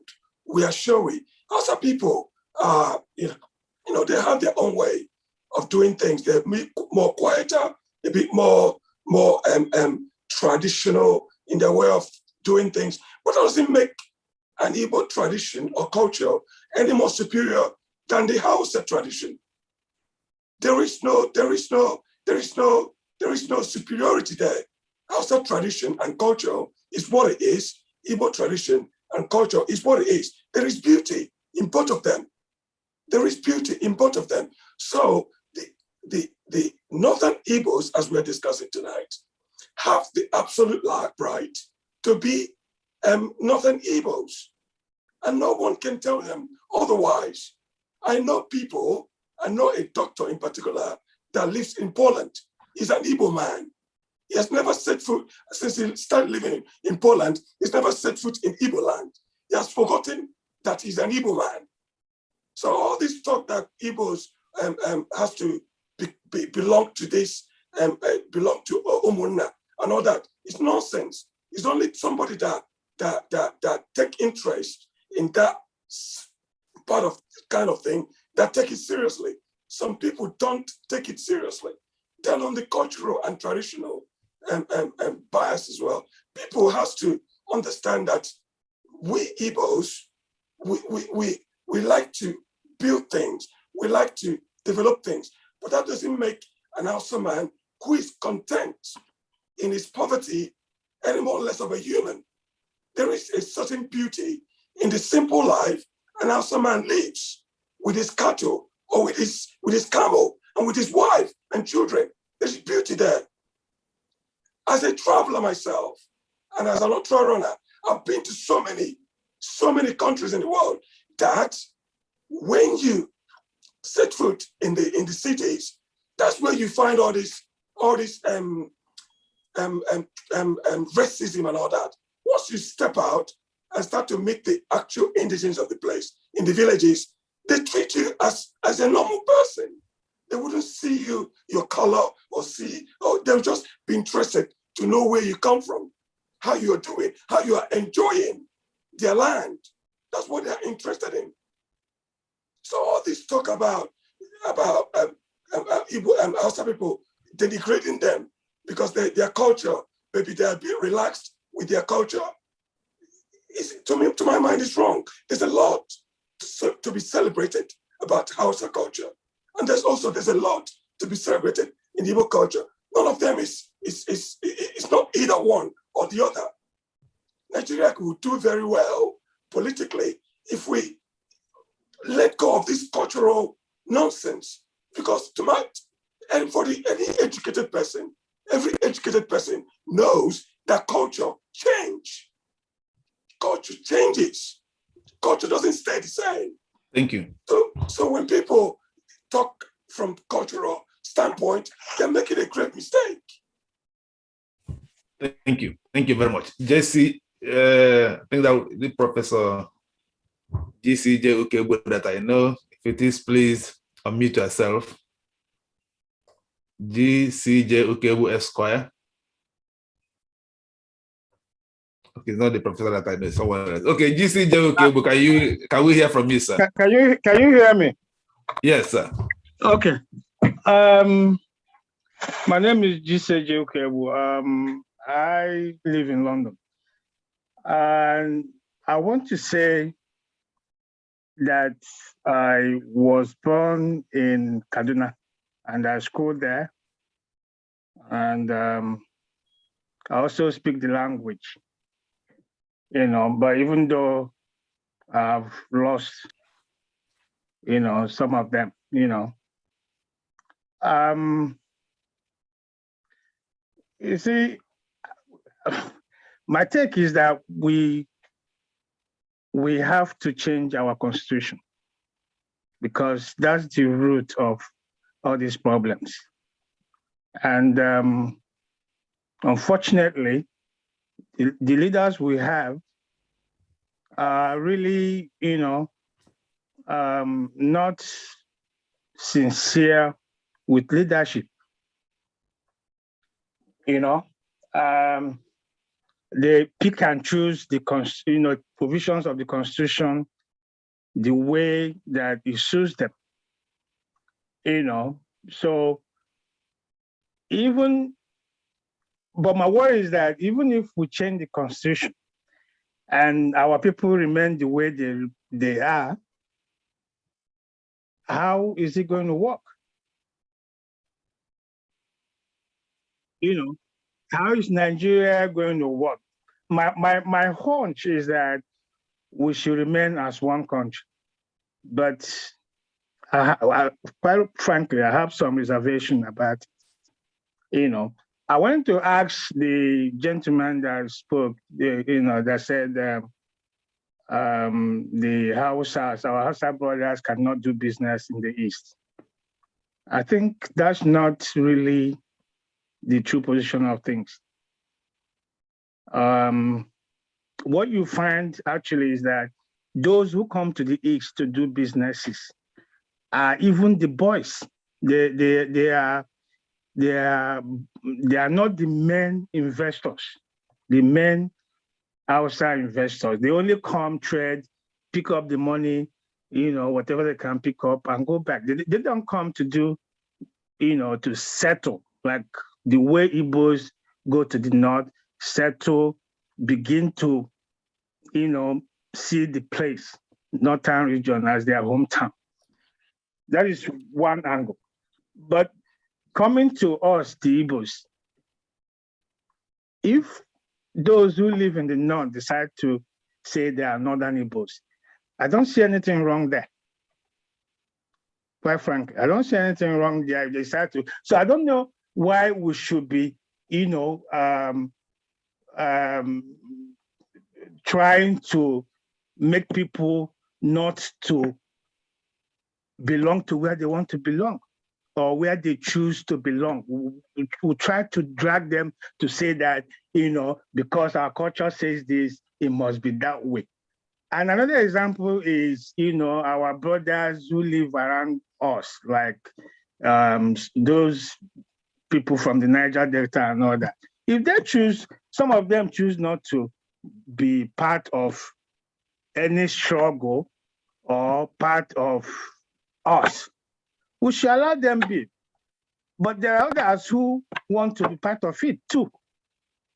So the Igbo men, has this problem of trying to coerce people. I think that should also stop, So my take, because of want of time, is that we should try to find a way to think out with the Nigerian Constitution and also try to reorientate ourselves. Thank you very much. Thank you very much. Let's listen to Hyacinth now, and then afterwards, Evelyn. Hyacinth, please, and then Evelyn. Get ready. Oh, hello. Good evening, El. So go ahead. Okay. Thank you, Elomba TV, for this opportunity. Let me go straight to what I think we should be thinking about. First of all, let's forget about this issue of. Can you hear me, please? Yes, we can hear you. Go ahead. This issue of Hausa man coming to establish, Igbo man going not to establish. But first of all, let's come to back home. Have we taken responsibility to ask our leaders if they are fulfilling the mandate of the people who appointed them or who voted for them to go to wherever they are sitting now as leaders? Because, for instance, I don't see Hausa man coming to an Igbo land to establish business has anything to do with provision for a governor or for any leader to provide facilities for his indigene. I didn't see that as anything. So have we been able to hold our leaders accountable instead of someone staying wherever he is, pointing, not say, it say, Buhari say, that say? Have we asked our governors, what are you doing? Why are you not giving us provision of our right?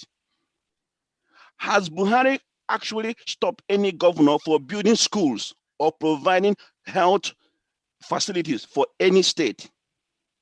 Has Buhari stopped any governor for building roads for his people? Has Buhari stopped any governor providing food, agricultural facilities for his people? Why do we leave the important thing and be focusing on that say? Have we hold our leaders accountable to what they're supposed to provide to us as people who put them where they are? This is what we should be focusing on.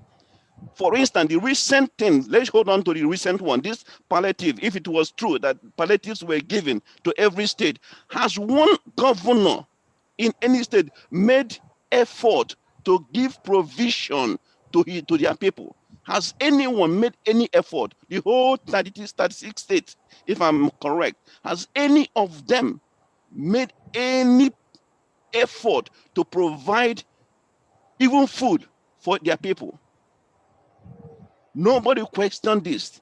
Everybody is focusing on not this, south, this. Has anyone actually hold them accountable? This is where we should be, this is where we should concentrate our effort on. The leaders, both from the local to the federal, hold them accountable of leadership. If we hold them accountable and make that position not unattractive for people, whoever goes there will be responsible and accountable for his leadership. Then that is where we'll begin. Not just this. Nigeria is so beautiful. Nigeria as one is a beautiful and a better place. I don't stand for any division. We are one and we should make it work. And it's going to work. Thank you. Thank you very much. Evelyn, please. Yeah. Good evening, all. You're welcome. I heard what you people have said. Many people have spoken a lot, and we have heard what they said. According to the last speaker, if I want to base in what he have said now, it'd be as if we are challenging each other. No, because everybody is saying his own mind, you know. Your own mind may be good, your own mind may be bad. But let me focus my own point on the issue of those who want us to belong to Nigeria. That Nigeria is indivisible. Nigeria is this or that. Let me ask this question to all of you. Carry this question everywhere you go. Said, Evelyn, ask this question to us. The question is this.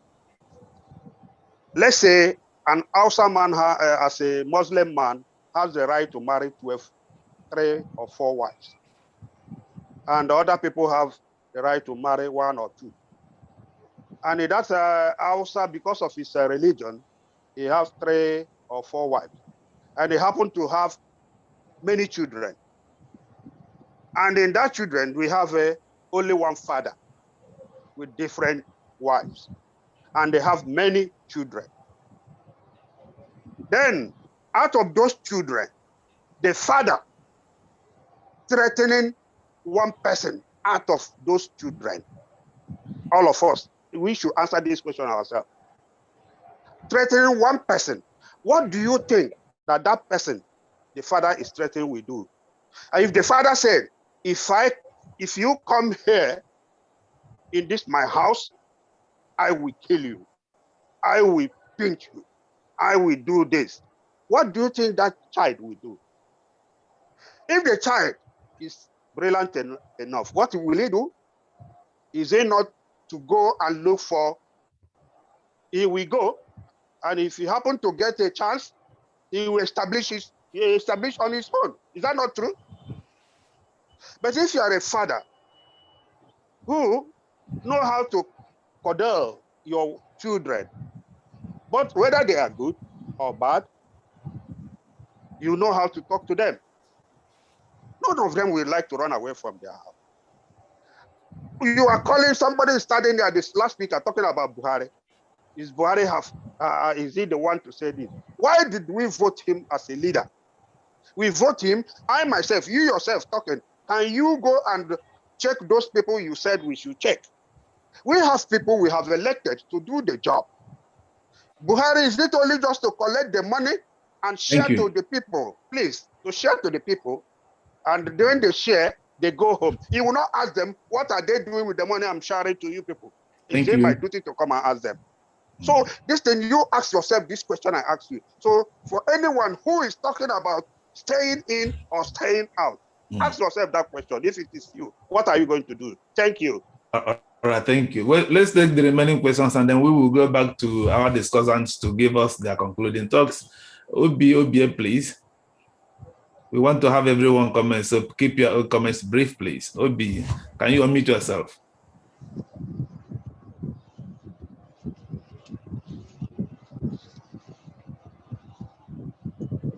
Go ahead. Hello, good evening. Good evening, my brothers. My name is Obi.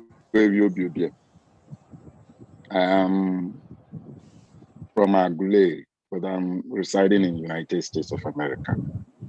I've heard what all my brothers say here, from the north, from the south, from the east and west, and even people who are using United States as an example. Donald Trump moved from this thing to become a citizen, somewhere or indigene. We don't use United States as an example because they have their structure well structured. Nigeria was not well structured from the get-go. I've stayed here for more than 20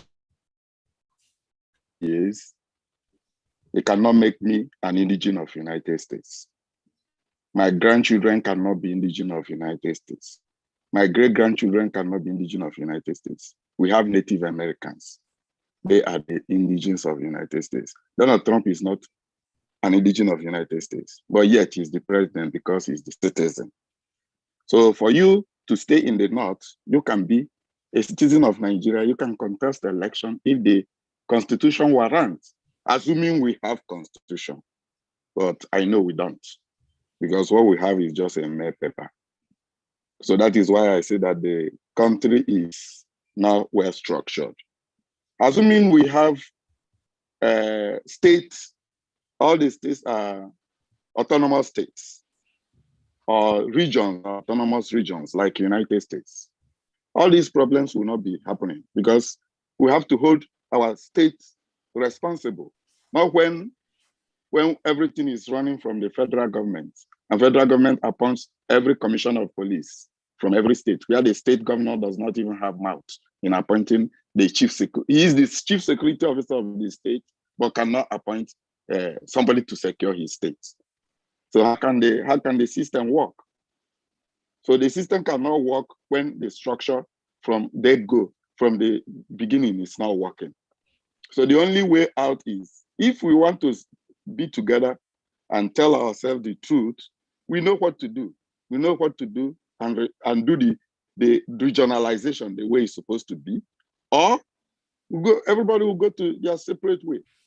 Because you are in a Biafra, will not prevent you from living in another, having a property in another country. I can, because I'm a Biafra, will not prevent me from having a house in the United States, and will not prevent me from having a house in Ghana. So if something like that happens in Nigeria, because you are a Biafran, will not prevent you from protecting your property in Kanu. I lived in Kanu for 10 years. It will not prevent you from protecting your property.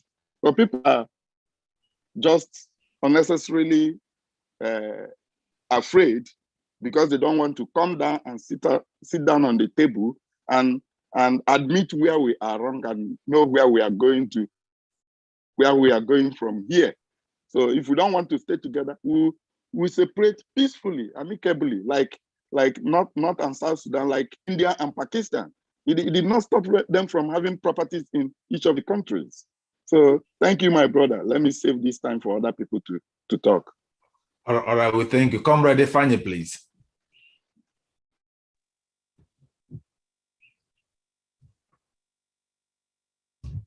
Quickly. Okay, thank you very much, everybody. Yeah, we will agree to disagree, and hopefully we will get to a realization of reality. That is what we need to face. There's something, the saying that those who make peaceful revolution impossible. Of course, they make the violent one inevitable. And that is what we are heading to. Whether we like it or not, we can deceive ourselves all we want, or argue or see reality and want to turn it upside down. We need to read it. We all know history. And history always repeats itself when people refuse to accept and they work on them to change them. So what we are facing now, and even the creator of this nonsense we are calling it a country, that has nothing to do with a country in every definition. Nigeria doesn't represent, it's not a country, it's not even a nation. But some people, even educated ones, sometimes mess themselves up.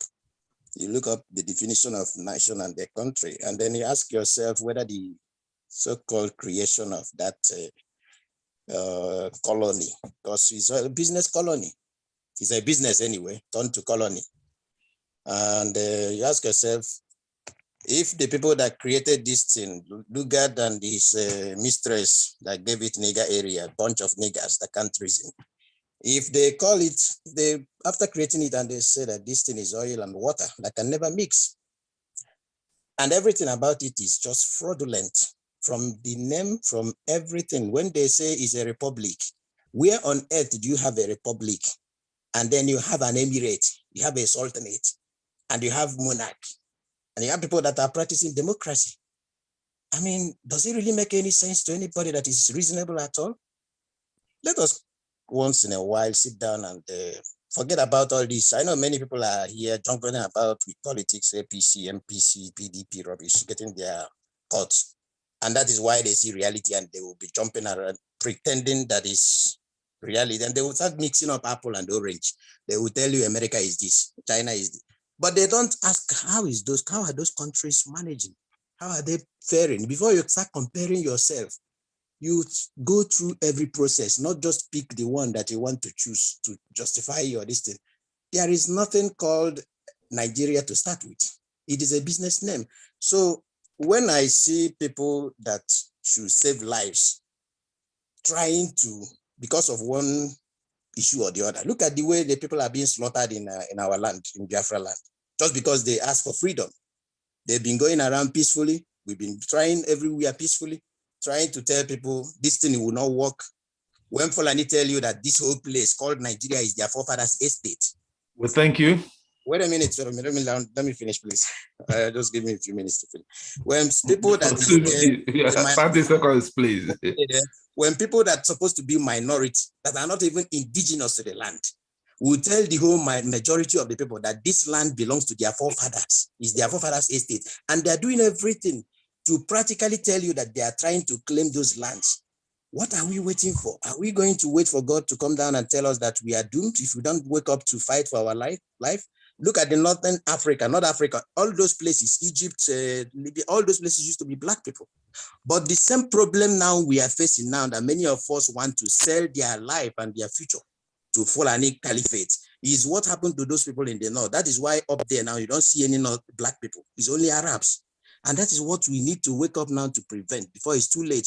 There is nothing wrong in sitting now, in being if each village wants to be their own country. There's nothing wrong in it. Luxembourg is a village in our place. So what are we afraid of?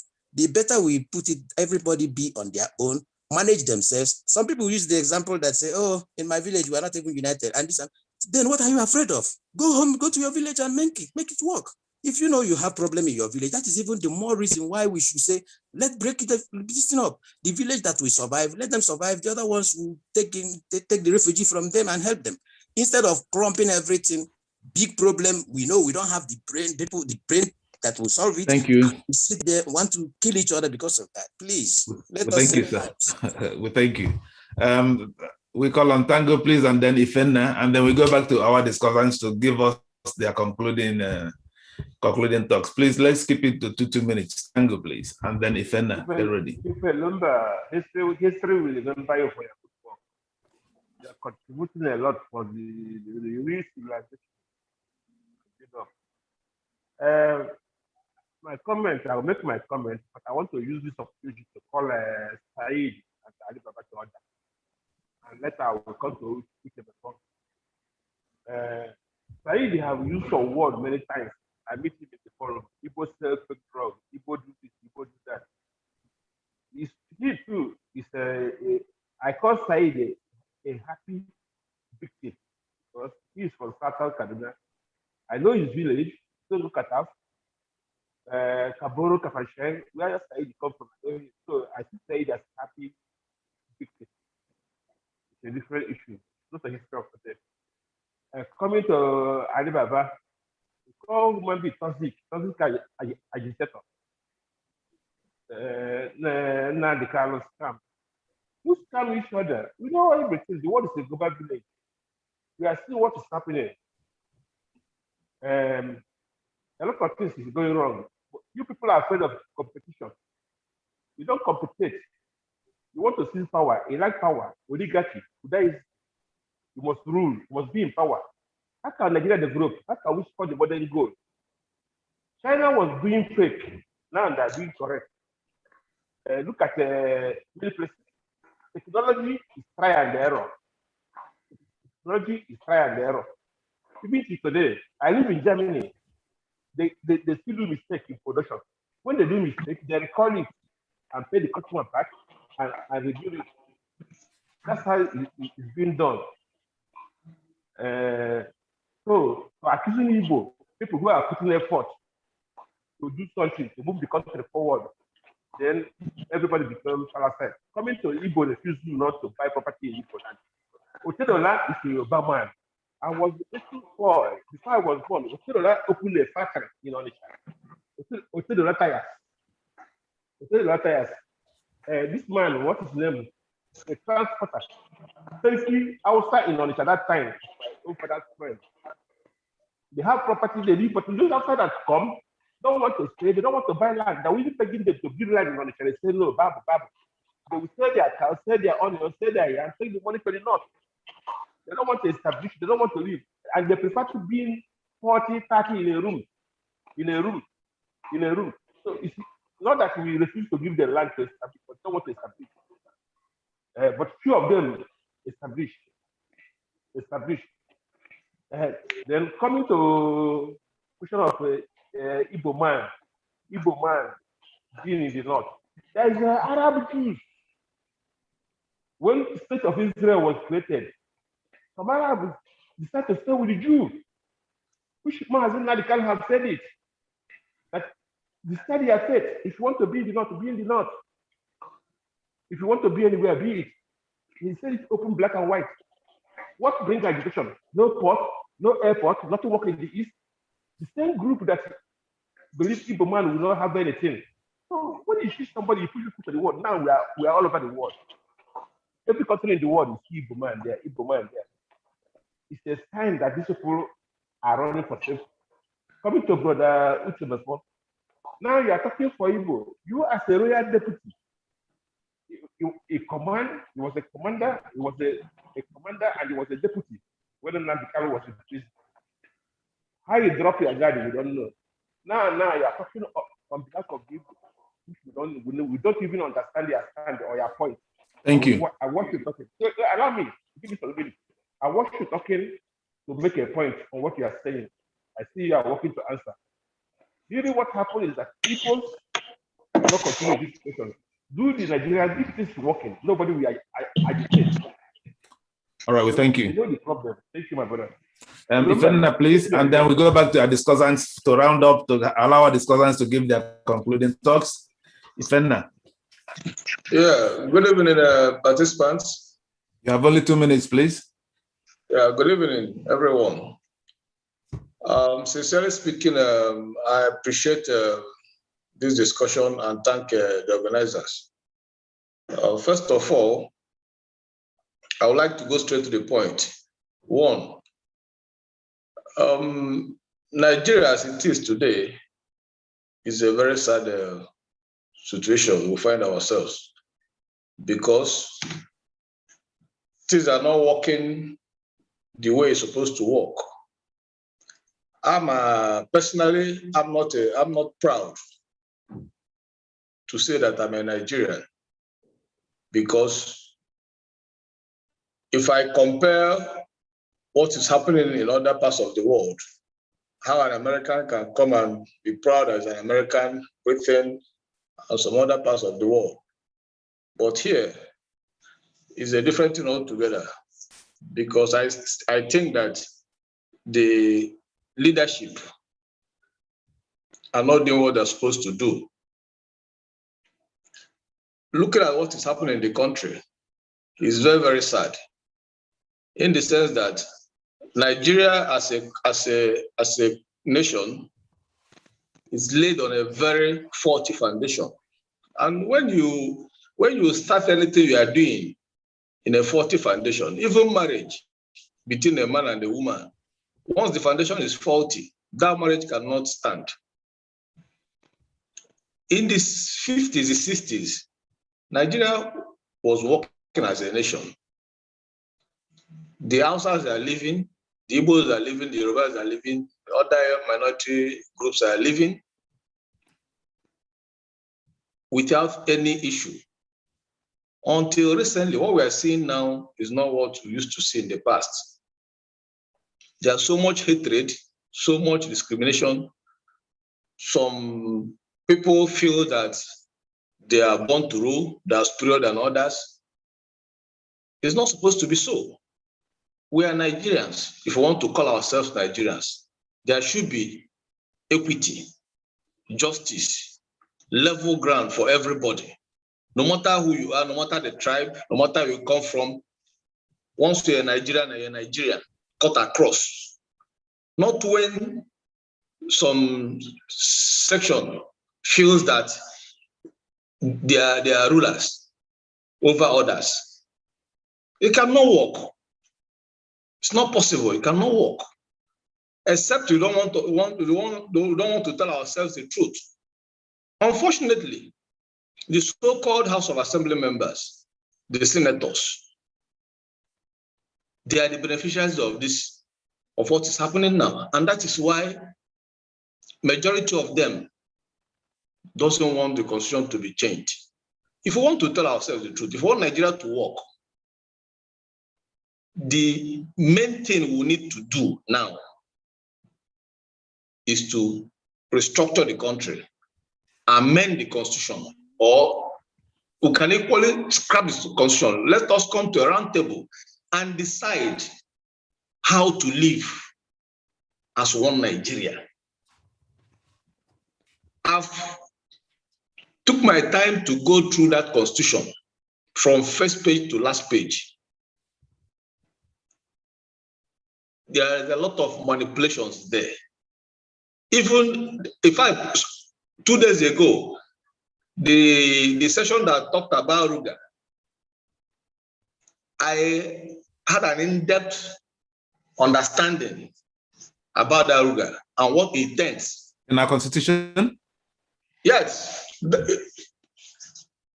Land acquisition. Yeah. It didn't mention Ruga, but if you interpret it very well, that metamorphs to this idea of Ruga and the rest. So the thing is that we must to be sincere to ourselves. Nobody wants to, people from the Southeast are not saying that they want to, actually they want to secede. But what they are clamoring for, let us come together and decide how we are going to live as one, how this country is going to move forward. Thank you. Thank you. Thank you very much, sir. All right, we go back to our discussions and then we'll call it a day. Our time is finished, but we still allow Sani, please make a presentation. We go through them and then we come to finish. Sani, please.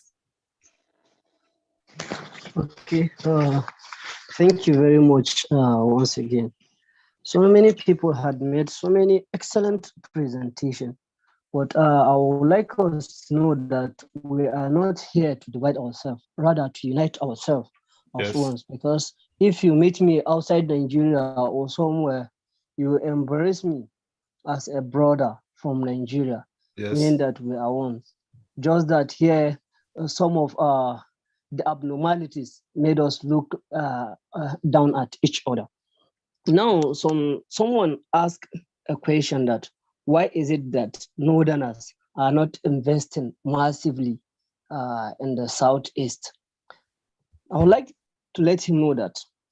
Let him just look at the scenario. When one wants to locate an industry, he has to first look at the safety of his investment. That's localization of industry. Just look at the trailers conveying tomatoes, animals, and the rest of them, taking it to the south. What happens when there's a crisis? They were the first target. So this is a signal to tell any sensible Northerner that he shouldn't invest at this point in time, maybe in the nearest future. And secondly, come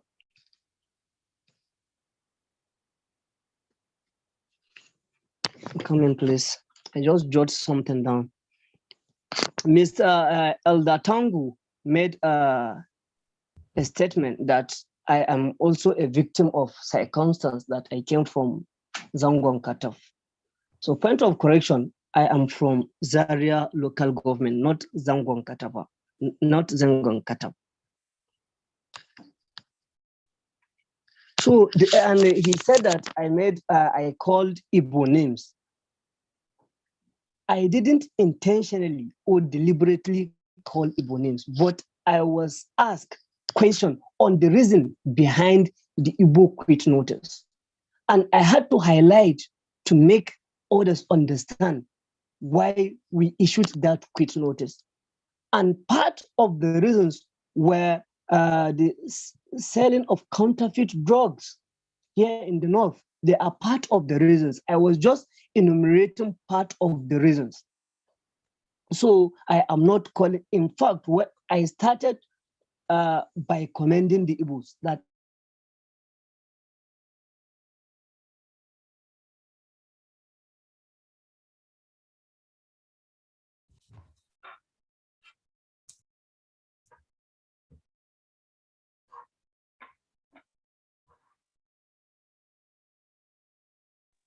Hello, can I come in now? Is it me or have Comrade Sunny finished?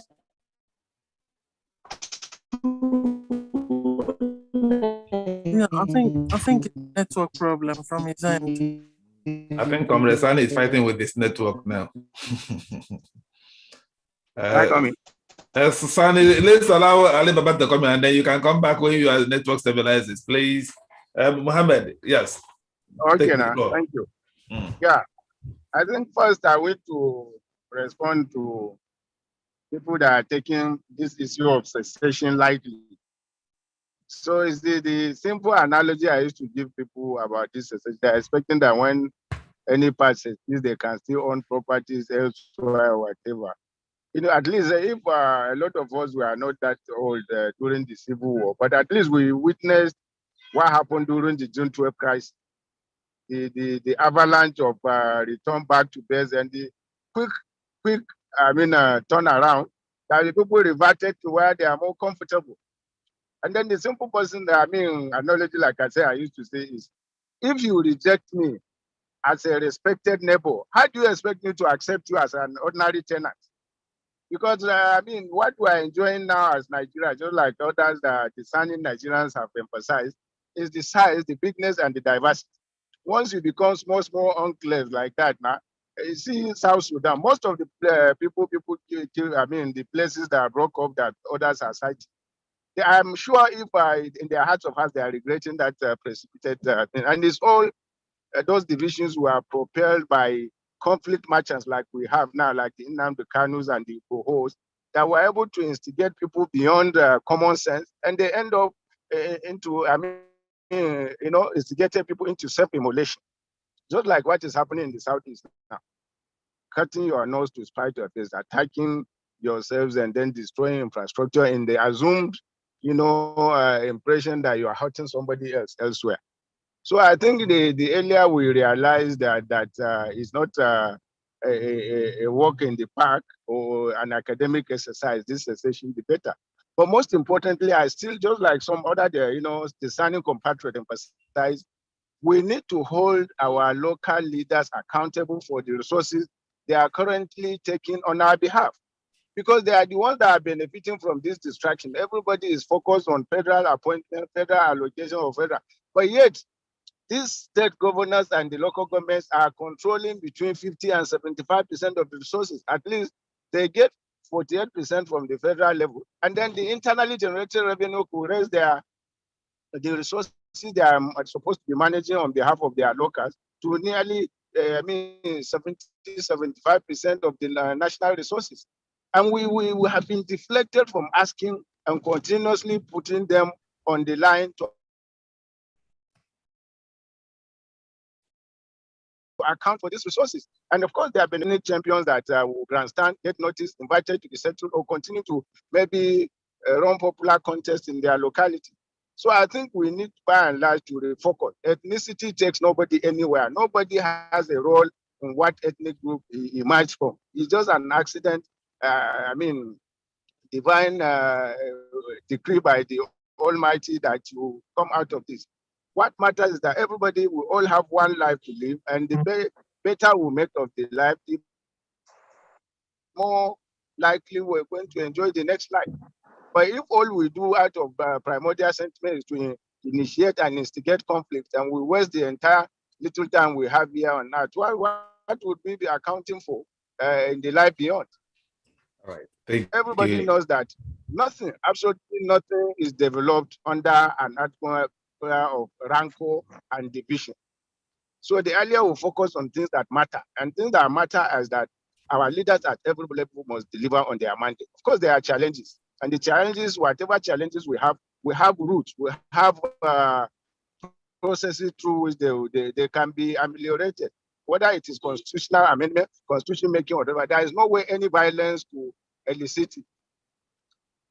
It just has to go through the process that is already established. So what it behoves on anybody or any group that has ideas or that has grievances is to mobilize others, to sell and mobilize others to see things their way. And when the crunch comes in terms of voting, then they will vote for all right. Thank you, Mohammed. We'll call on the idea and then support it, or through grandstanding or through intemperate. Alibaba, thank you very much. This is your point. Let me allow Uche Mefor to make his concluding comments through this question I'll ask him now. if you listen to Uche Mefor, if you listen to Alibaba, Mohammed, I think his postulation is that this separatist agitation is actually a distraction. So do you think it wouldn't have made more impact if all these pro-Biafra agitators channel the agitation to mounting pressure on the political leaders of the Southeast to implement changes to our constitution, changes to our governance in a way that will bring effective governance to everyone, that it will be more productive for this agitation to be channeled politically towards improving the union of Nigeria rather than being separatist in nature. What do you think? Use it to please make your concluding comments. Uche Mefor, please. Right, thank you very much. First of all, my position still remains that Nigeria is an unworkable union, and everybody on this panel knows that, and they are just, running around the circle. Having said that, the question you asked me is very interesting. You know that the imbalance in Nigerian system remains the obstacle on the way to progress in Nigeria, and it has been institutionalized.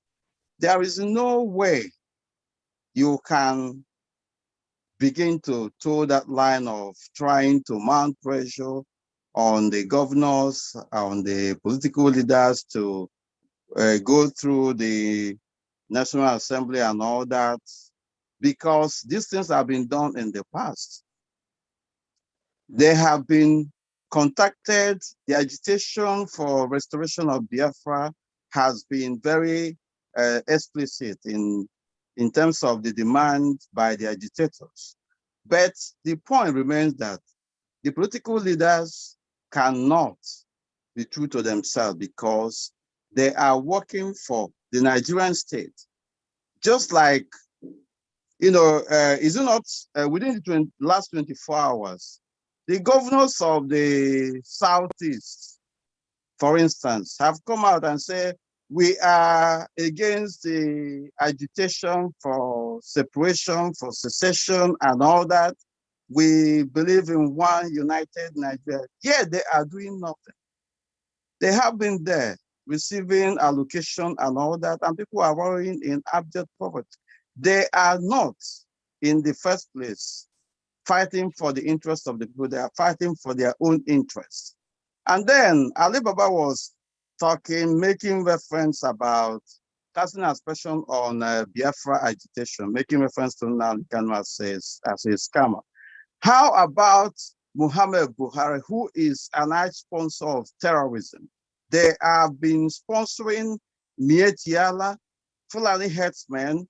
They have weaponized that particular area of cattle rearing and using it to unleash unimaginable mayhem on our people. How about these people where, they have been used to unleash mayhem, terrorism on the people of the East? Their leader is Muhammad Buhari, who has been using the instruments of the office to perpetrate crime against. Do you have evidence of that?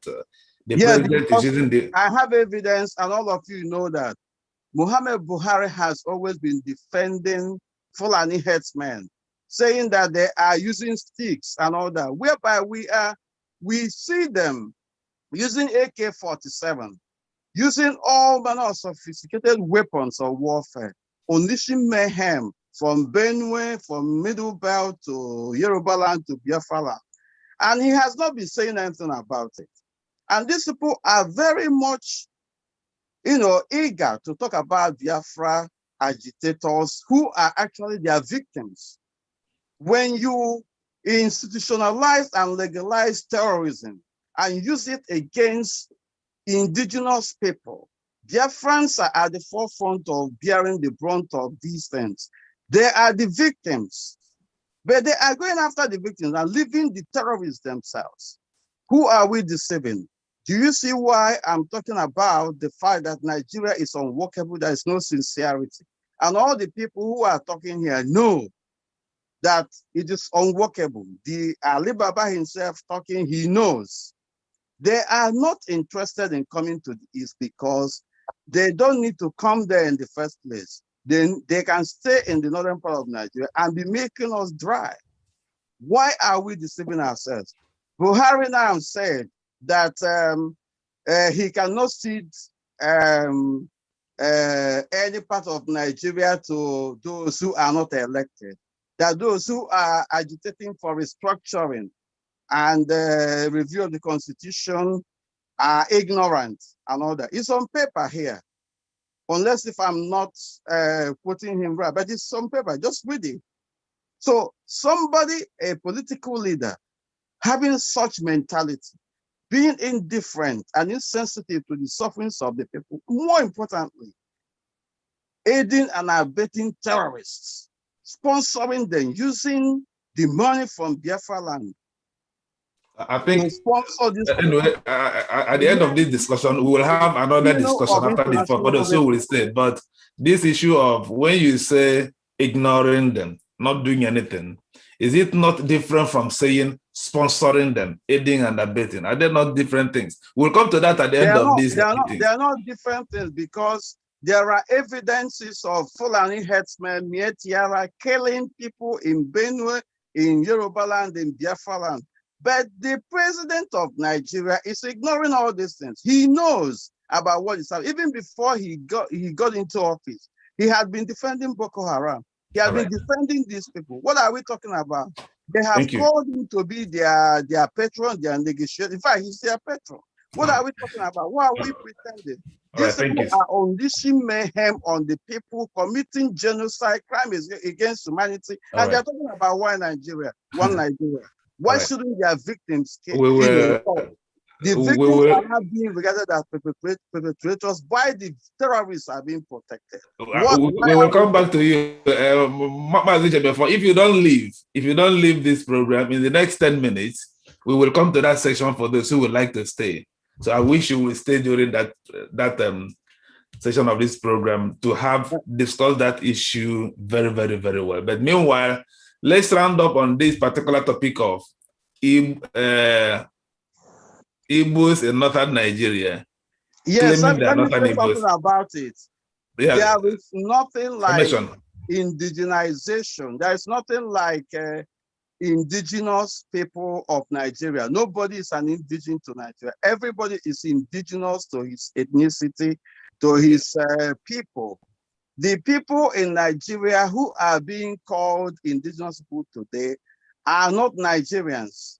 They are indigenous to their own ethnic background. They have their culture, they have their ways of life. These people have been lumped together and forced to live together. There is no way that you can force unwilling people to live together. And in the process, they have tried, and some people are now seeing themselves as Lord over others. All right. For how long will you be paying the price of one Nigeria with our blood? All right, we will come back to you, but let's listen to the last three speakers. Please just mute yourself. Marcel, if you are still there, Dr. Mefor, Pamson, let's get to our concluding topics to end this section of the program, please. Marcel, there, please. Yes, go ahead. Okay, Dan, if you look at the history of Nigeria, we have had multiple regions trying to secede from Nigeria. The Niger Delta was the first, Adako and his team. And then the Northerners in the 1967 counter coup, of which Buhari played a key role. The aim was to secede, but they were talked back. And then the Biafra secession that resulted into civil war, that's the third. And then now there is another quest for secession. So we're looking at the fourth. And if you ask me, would that be the last? I don't see that. So there will be more agitation for secession. And the question is that if you look at each of these different quests for secession, it's actually based on the fact that people are not being treated fairly. There was no inclusion and diversity, which I have repeated consistently. Until we sort that problem out, we would always be talking and talking and talking and talking and talking. Is it possible to be sorted out? Yes. It just takes the sincerity of the current leadership to come together and institute what they did before, the doctrine of necessity. If they are sincere, people can come together and work things out. That is on one angle. Now, on the other side of it, what I'm also looking at is that I called attention to someone on the map of Nigeria recently. If you look at the entire 6 regions that made up Nigeria, all the regions have access to international border. All the regions have access to international border except the Southeast, which was encircled. And the question is, if you look at the creation of that, as I said, the military that intervened into our leadership structure made a mess of the entire, because they are the one that actually created this problem of bastardization and cutting around and then try to encircle. And then, so when you hear Buhari call people a dot in a cycle, it's still that mentality, that 1966 to 1967 mentality that was brought into 2021. So one thing is certain, the current constitution and the current structure that we are running has to be discarded, and let people come together and decide how they want to run themselves as a nation. As long as we keep having a group of people that think that by virtue of the bastardization by the military had given them an edge, and they think every other person can be subjected under them, it is just for a while. And let us get this clear.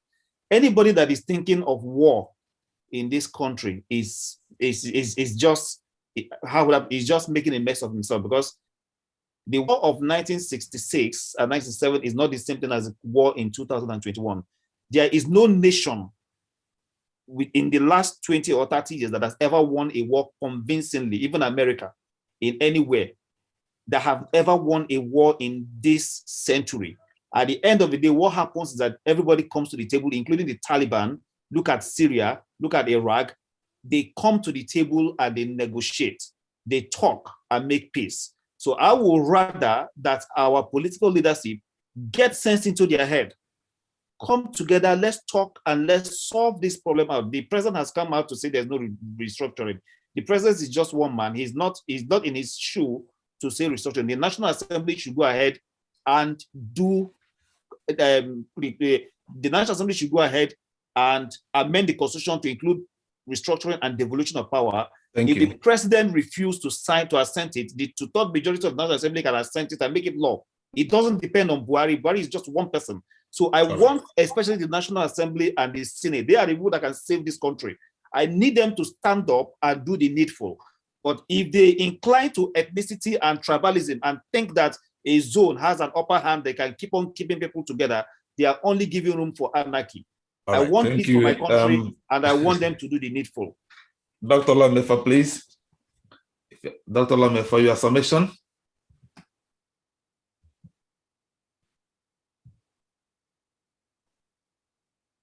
Are you still with us? Or Pamson, your summation? Okay, thank you very much, Dan. I have been listening keenly. And my own closing remark is just this simple. I really wish to stick to the subject of the discourse. Indigeneship is directly a function of land. And because it is a function of land, we as Africans have a spiritual attachment to our lands. And that is why it explains most of the situations and the dilemma we found ourselves in. The issue of Igbos here in the north is not the only reference point. In living history, we recall that Imo State, some times back, were issues. They declared, I think they came up with a law to issue ID cards to northerners that are living there. They at some point, some states in the east even deport some northerners that landed there to live within that geographical space. All that is because everybody wants to protect that space they call land. The same thing in the West. In living history, we are aware of what happened during the last election, when the Yorubas came to a territory that is dominated by the Igbos and felt that they want to define the trend of the voting. We will have what my brother did mention there, our diversity well taken care of, and inclusion absolutely taken care of. We should be thinking of a solution, our own unique type of democracy.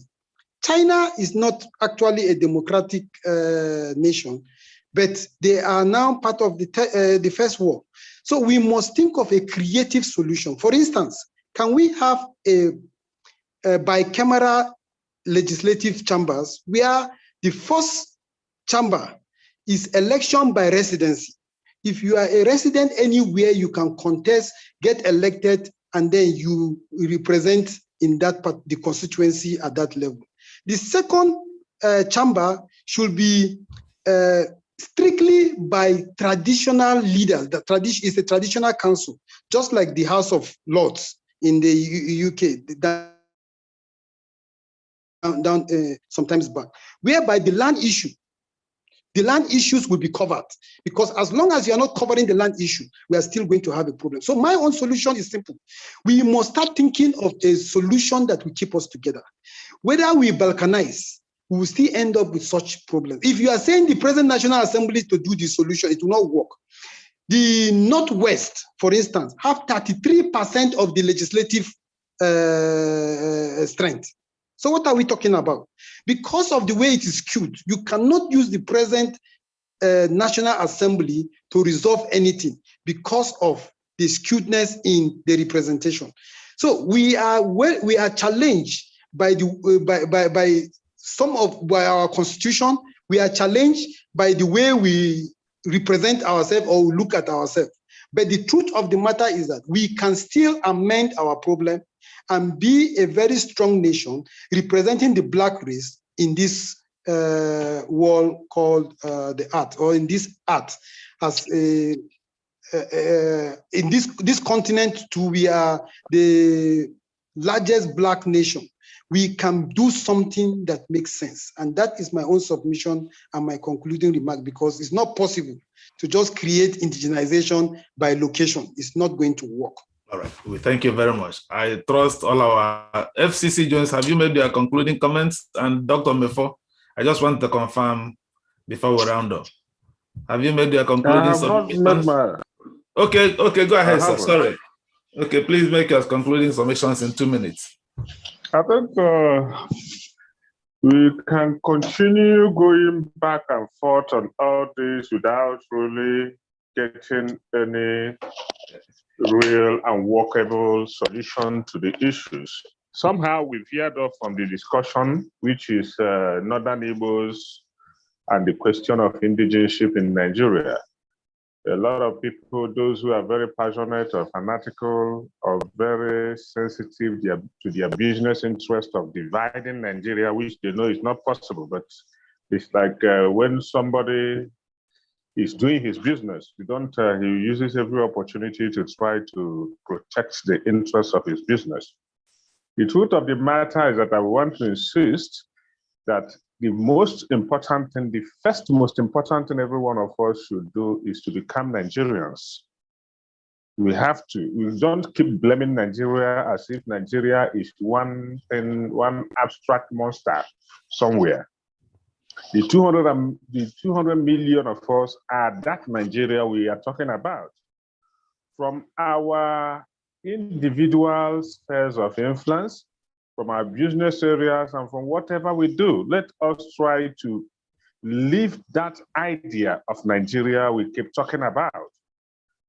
For those whom God has given the talent to think, for those whom God has given or circumstances have made influential in Nigeria, they shouldn't exploit the emotions and ignorance of others. Rather, they should become the guardians of the people, to direct people's emotions better, to tell the people the truth, to enlighten the people. There is no Fulani man. Fulani people are not immune to the bad governance we are suffering in Nigeria. Igbos are part of the problems. We have Igbo political leaders. We have had an Igbo vice president less than 9 years after the Civil War. We have had Igbo Senate presidents. We have had Igbo speakers. We have had Igbo deputy speakers. We have had Igbo deputy Senate presidents. We have had Igbo national chairmen of political parties. We have had Igbo IGPs. We have had Igbo chief of army staff.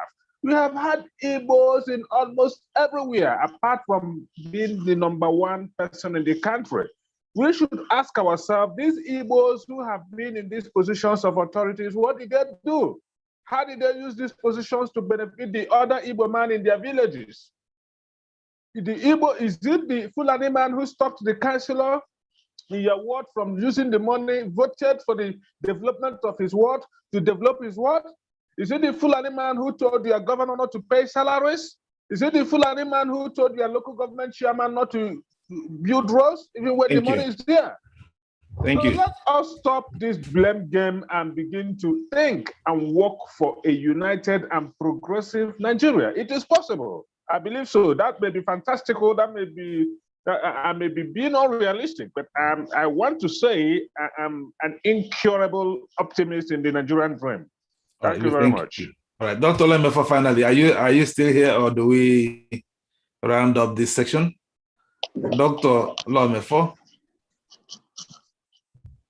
All right.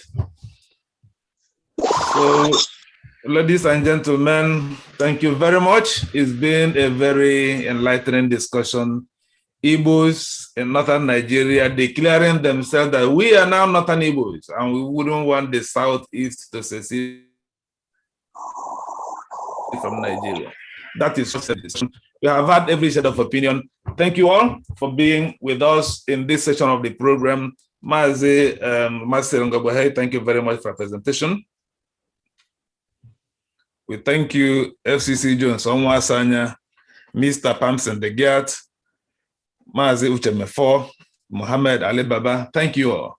It's been a pleasure to have this discussion. If you stay behind, there are very sensitive issues also we would like to explore, and we will not record that section of the program, even though it may be streamed live, or unless you ask us also to stop the live streaming.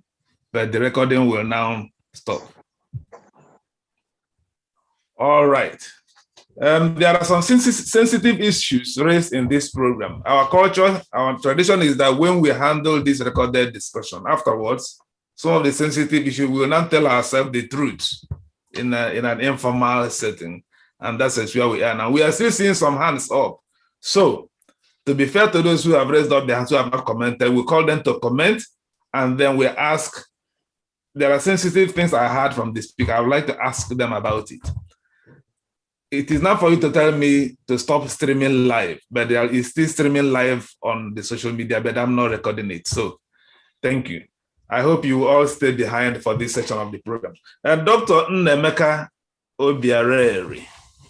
If I don't pronounce it correct, please correct me. You have been raising up your hand, but I didn't call you because you raised your hand late when I was already rounding up to you. So what do you want to say? Thank you very much for this opportunity. And, you know, the most unfortunate thing that can happen to us as the indigenous people that came together to form Nigeria is if we don't tell ourselves the truth. You know, people have been talking about, just like the last speaker, I felt irritated, and I must state it clearly, telling us how Igbos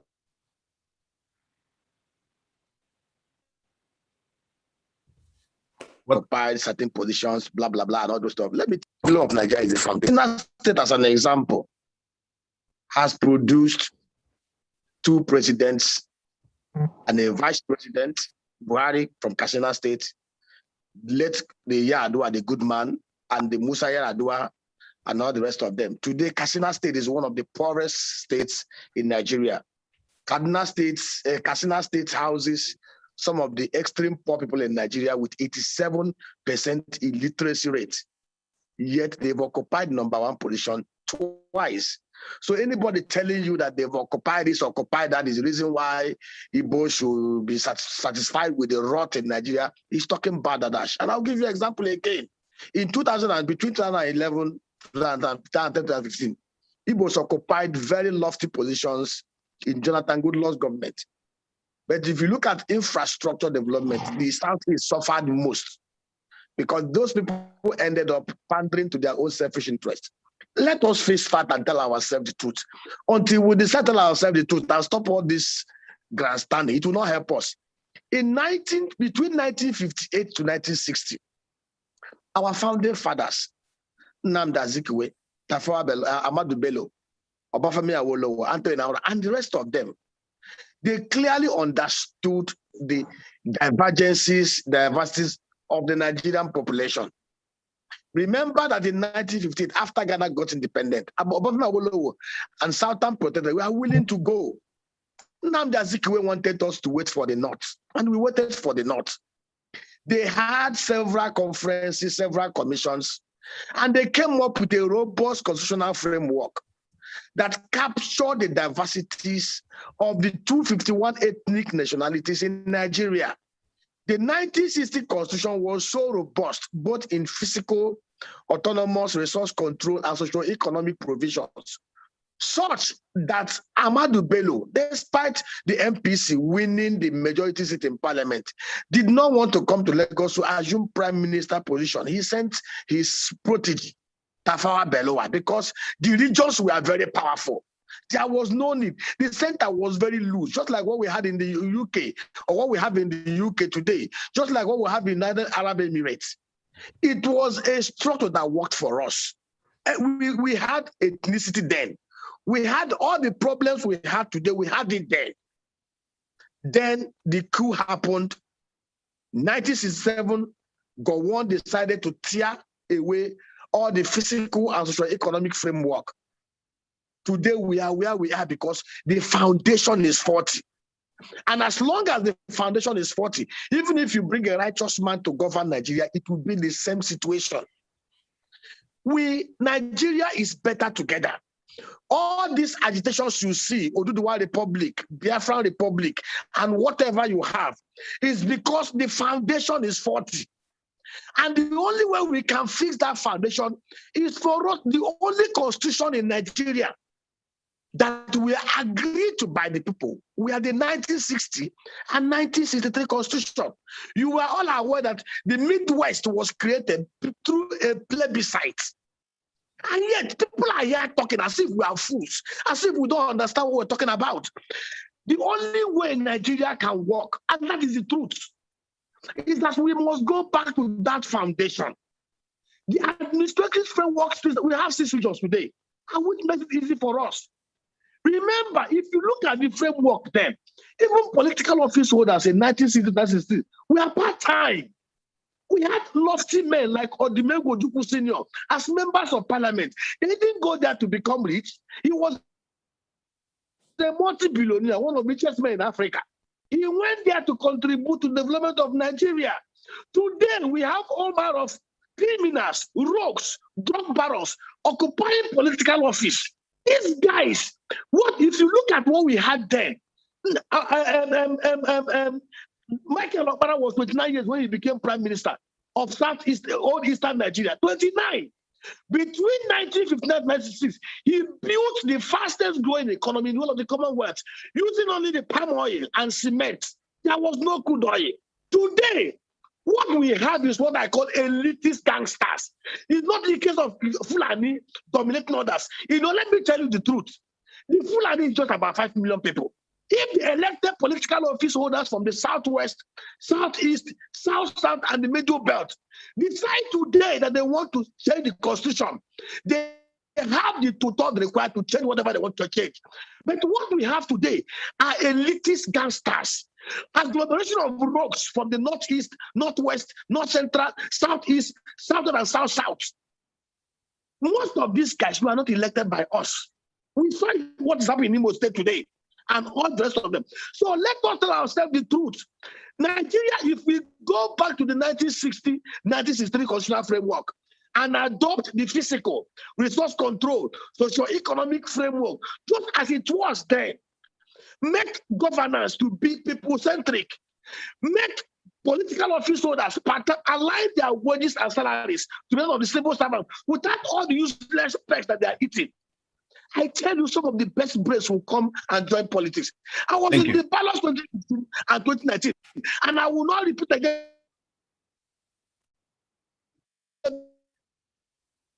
Because unless you're willing to kill and destroy in Nigeria, and everything is in 1999 Njenje with constitution. Thank you. Constitution. Need to be judged by the military.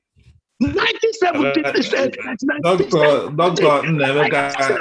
Nemeka, thank you. We have very limited time for this session, but I thank you very much. You have just set the tone of what we are going to discuss, and there are some people I would like to discuss what you have just said, because what you have just said exactly set the tone of the sensitive discussion I'm talking about. And I have checked and noticed that Marcel Uche Mefor is still here. Mohammed Muhammad is still here. Before I go to the other people, can I have Mohammed Jamil, please, and Marcel Uche Mefor to address what you have just said? Let's start from Mohammed Jamil. You can unmute yourself. Thank you once again for giving me the opportunity. I also want to share the same position with Dr. Obineri, but I want to remove myself from the emotions that is attached to his presentation. But of course, the point he has made is very, very valid. That we need to look, and that's what I said in the earlier session, that we need to get people into governance who will give good governance and justice, and then equity and fairness. And then we need to have Nigerians that will be very, very patriotic to the said country, Nigeria, which we all belong to. And I think one of it is for us to sit down and look at it. I remember reading as a secondary school student what was said between the discussion between Dr. Nnamdi Azikiwe and Ahmad Bello, when I think it was Dr. Nnamdi Azikiwe who called that, let us forget our differences. And Ahmad Bello said, no, why don't we understand our differences?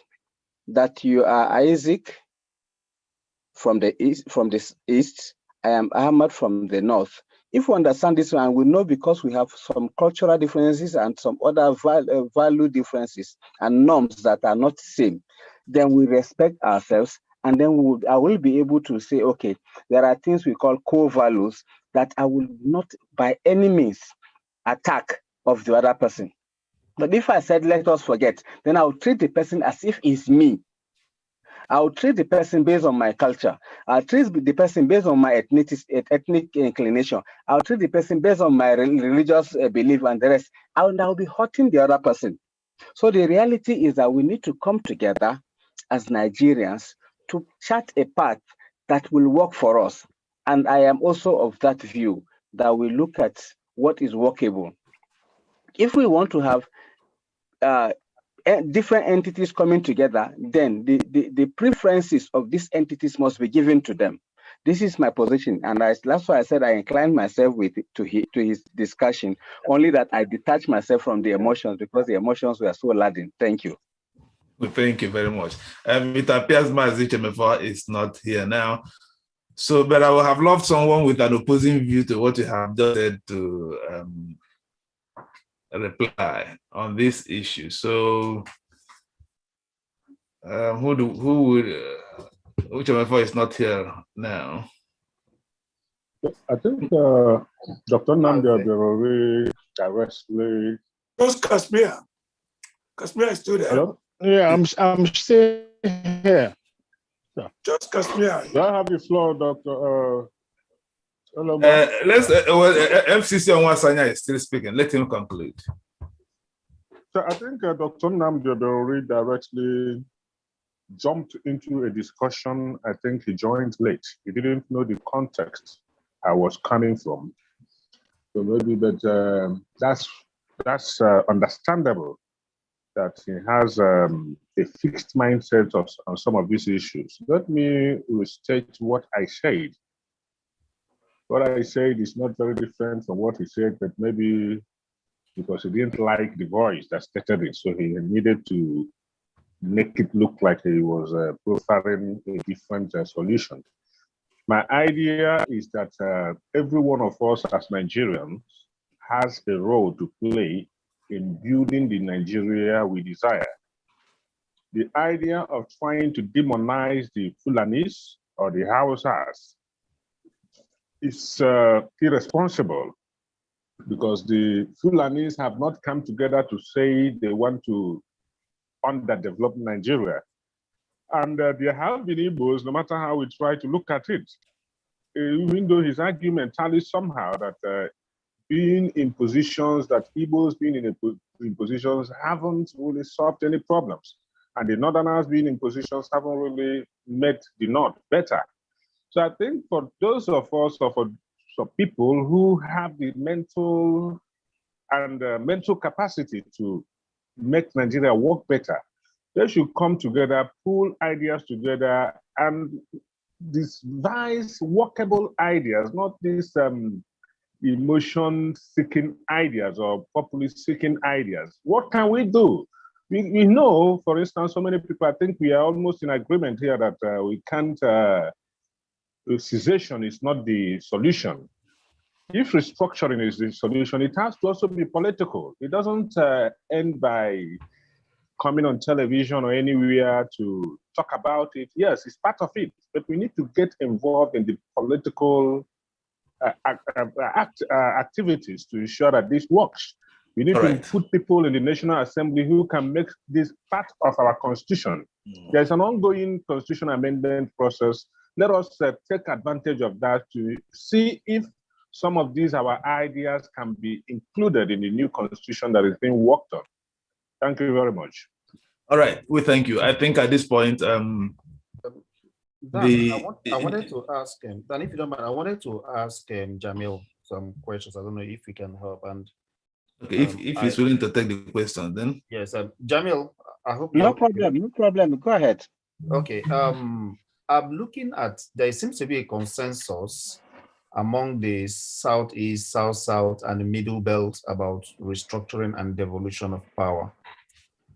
But the North Central and the Northeast and the Northwest are not coming along. Why do you think that is?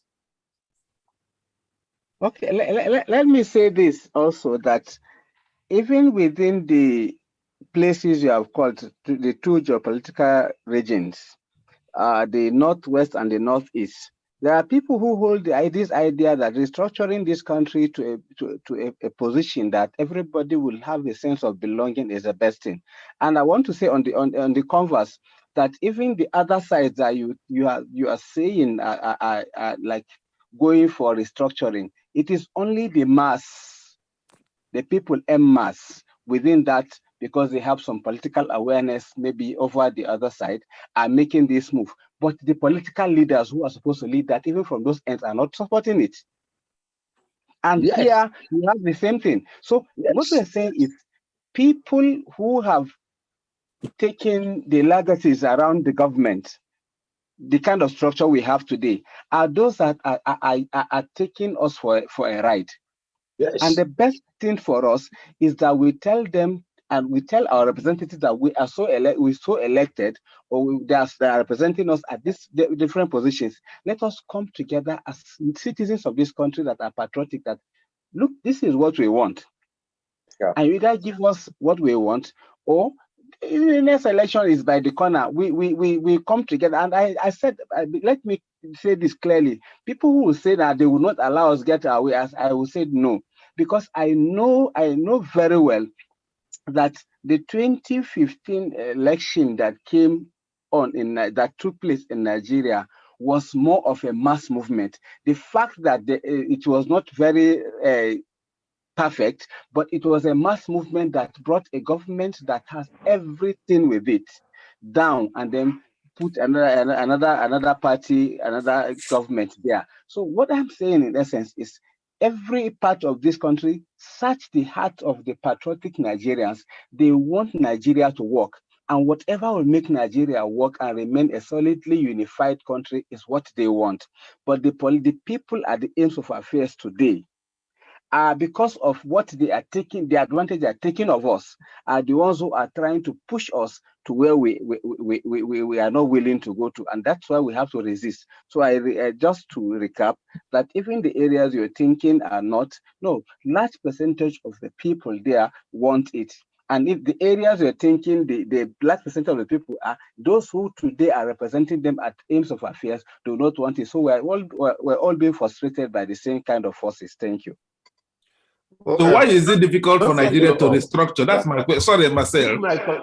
Why is it then difficult for Nigeria to restructure if there seems to be general consensus among the masses? I understand him clearly. He was talking about the masses are willing, but the political leadership are not willing to support. And that is because the political leadership tends to dance to whoever is the president. I mean, whether we like it or not, the president is so powerful, he can make a mess of any political leadership, even a governor.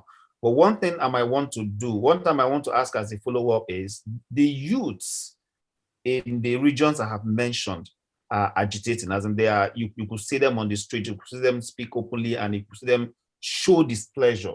Why are we not seeing the youth in those regions rising up and showing the level of displeasure you are seeing in the other regions? Okay, now I will again go back to maybe cultural persuasion. Yeah. Cultural persuasion. Like somebody alluded during this course of the first session, that we have come from a different kind of orientation. Yeah. There's this orientation that as follower, I do not want to be seen openly. This is a persuasion. I do not want to be seen openly attacking my leader or my representative. And there are those from the cultural end of it that, like somebody said here, that if an Igwe walk to his family compound with that and say something, he can walk him out. In the North, because the tradition has not been like that, an emir cannot come to your house and walk in fact, even if you don't like what he has said, you can revolt and say, but you can't walk the emir out because of the cultural perception of the people. So this is one thing that I think is playing out. But in whatever way, we truly have people who want this. And that's why I agree with Dr. Nnameka, who is saying that let us take the political way of addressing this issue. And I think we can start a movement to ensure that every part of this country respond to this call. We are not after fighting another war, because you have also said, Mr. Marcel have said, wars these days do not bring about solution. You will have to come back and discuss. So why do we then have to go into war? Let us come through dialogue and through the interactions and then get what we want. So sincerely, I think the more that we need to do, those of us that are on this view, is to create a mass movement that will gradually take everybody along. Because even we know setting ourselves free from the colonial master was not just done like that. There were parts of this country that were not, but when that mass movement came, everybody had to come along and then we got our freedom. So that this can also be in the same direction. Thank you. All right. That's very nice. I think what you have just mentioned is part of the reasons why we started this discussion during the COVID-19 last. It's more than a year now. Marcel and Njenje Media is here. We started this discussion at the peak of the COVID-19. And that is why we got to know some of these people who are also here in attendance. This idea of, because it appears that there is a disconnect between the political leaders and the masses. The masses would want one thing and leaders would want another thing. And the masses of the North have no way of communicating with the masses of the South. For instance, I've come to realize the position of people in the Middle Belt from what having Pamson Dagyat in this program, and from listening to Comrade Sunny as well. Some others, Alibaba is also from Niger State, and other from the South as well. it is only through this interaction that the masses of Nigeria will come to understand themselves and will start this kind of mass movement you are talking about. Dr. Obiareri, so your name is, do you have an answer to the issue you raised? Did you receive your answer? My brother, I'm so happy with the responses so far. The problem of Nigeria, we must understand it. Well, when I hear people say Fulani are the reasons why Nigeria, I just get angry. Let me tell you, let us face facts. The challenge we have, and some of us in this platform are part of the problem. Do I tell you why they are part of the problem? See, a man cannot wake up and tell himself the truth because of what he will eat or what he will drink. Any man who has nothing to live for and die for is not worth living. What we have today in Nigeria, anybody expecting the members of the National Assembly or the political appointees today to change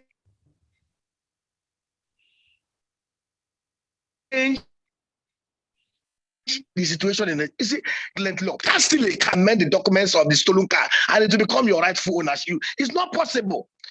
We need to go back to the foundation. The 1999 Constitution does not represent the will of the people. And the guys there in Abuja, the 469 rubber stamps, are not willing to change it fundamentally. That is I think that is the question. If you listen to the nuances. Your program, I will cancel. In fact, I'm so excited with what you're doing. If you can make this in a weekly affair, get more people, enlarge it. You will hear the mind. 99% of Nigerians want. See, let me tell you, a restructured Nigeria will favor everybody. A restructured Nigeria will even favor the North the more because the North has what even the others don't have. But we are not. What we have today are just political people stealing the little we have. Nigeria is a very poor country. We will not be up to 5% of what we can get with the kind of human capital we have in Nigeria. Thank you for what you are doing, and I will encourage you to do more. Let us continue these discussions. All right, GCJ Ukebu, what you have had tonight, how has it affected your original question or submission you made? We'll be happy for you to sit up, sir, if we are calling you to the video. Okay, can you see me now? Yes. Yes, we can see you. Yeah. Okay. Well, this is very, very nice. Ben, I like what you're doing. I just have a little statement to make. Dr. Obiareri said it all. See, with what we presently have in the National Assembly, I don't think anything is going to work. Any restructuring, even the issue of why do we have why do we have this kind of pessimistic attitude to achieving what we want? It's because these guys were not largely elected by the people. The present crop of guys in the National Assembly, majority of them were not elected by the people. That is one. Two, there is this obfuscation of the presidency. The presidency is so powerful, so behemoth that anybody that wants to try anything at the National Assembly will face the music. I mean, you guys should ask yourself, why is it that the presidency or the presidency cannot send an executive bill to the National Assembly? All they will tell you is, if there's any problem or you're not agreeing to any national issue, you should go to the National Assembly and follow it up from there. How can you? Yes, you can raise a personal bill, but how can you lobby it out? All right. As a person, that's the issue. How can you lobby it out? So we have national issues that are biting us, and up to today, there is no executive bill to address those issues. Thank you. I had my brother from the north who said, well, just 1 minute, sir. I have my brother from the north who said, why don't, I think Alibaba or something, he said, why don't we hold our governors to account and all that? We should start from there. You see, there's no way, yes, you know, they get allocations and all that, but we all know the excuses they give. Part of the excuse is that, you know, that they're not getting enough. The constitution is not in their favor. They should be controlling their resources and all that. And which is true if you look at the constitution. So the present constitution we have now, in conclusion, cannot take us to anywhere, no matter how many times they want to manipulate it. All right. Nigeria will not work with what we have presently. Thank you, sir. Let me say one thing. Thank you. Thank you. You know this our governors and our people. How they get this money from Abuja? Their party allocation goes to their party. Even appointing ministers. These people are not for us. Our people's vote doesn't count. They are there on their own self-interest, selfish interest. When you talk of reconstruction, that machine will say, go to the Senate, go to the Senate. You know you will not succeed here. So what we need is total beginning. Nobody wants problems. Nobody likes anarchy or any trouble. But the truth must be said, must be told. Say the truth as it is. Nigeria is not working. People are suffering. Okay, look at the election now. This delegate election they are doing in Nigeria now, how that comes. People are selling their conscience very cheap, taking money in advance. Already they have know who is coming. Is this election? We are talking about these governors. Okay, even our own Anambra, Obi are not personally appointed. It wasn't the people's choice. And Obi is going now. He too is planning for his own choice too. So the whole system is total overall. Okay. Overall. But only my brain, a minute, only my second, only my annoyance at times I argue when somebody complaining tribe, Igbo, a rest, Igbo rest doing this, taking drugs, doing this. Forgetting that some people base only their knowledge within Nigeria or Africa. China was a country. Everything in China is fake. Propaganda, everything. But later, try and error, they come up. Even some people think they're okay today, still doing mistakes. I recall it and correct for their mistakes. Nigeria was move forward, but the system is holding us down. The system is keeping everybody down. And all these allegations that the Igbos don't allow people to exist, lie. Just to give a dog a bad name to justify his killing. Thank you. Marcel Ngogbehei, what we have had tonight, how has it affected your view of the topic we had and the general issue of restructuring the country? I think I'm still of the solid opinion that Nigeria should remain one country. All these agitations about secession and all that, to me, is a bit expedient. None of them has any solid foundation or any proper sort of reason to be agitating for secession. They're just victimizing one group as if that group of people are the cause of all the problems in Nigeria. While everyone knows that they are not, the Fulanis are not the problem of Nigeria. They are not. Take, for example, our own agitator from IPOB, Mr. Mazen Namdekano. He declared 30th of May public holiday.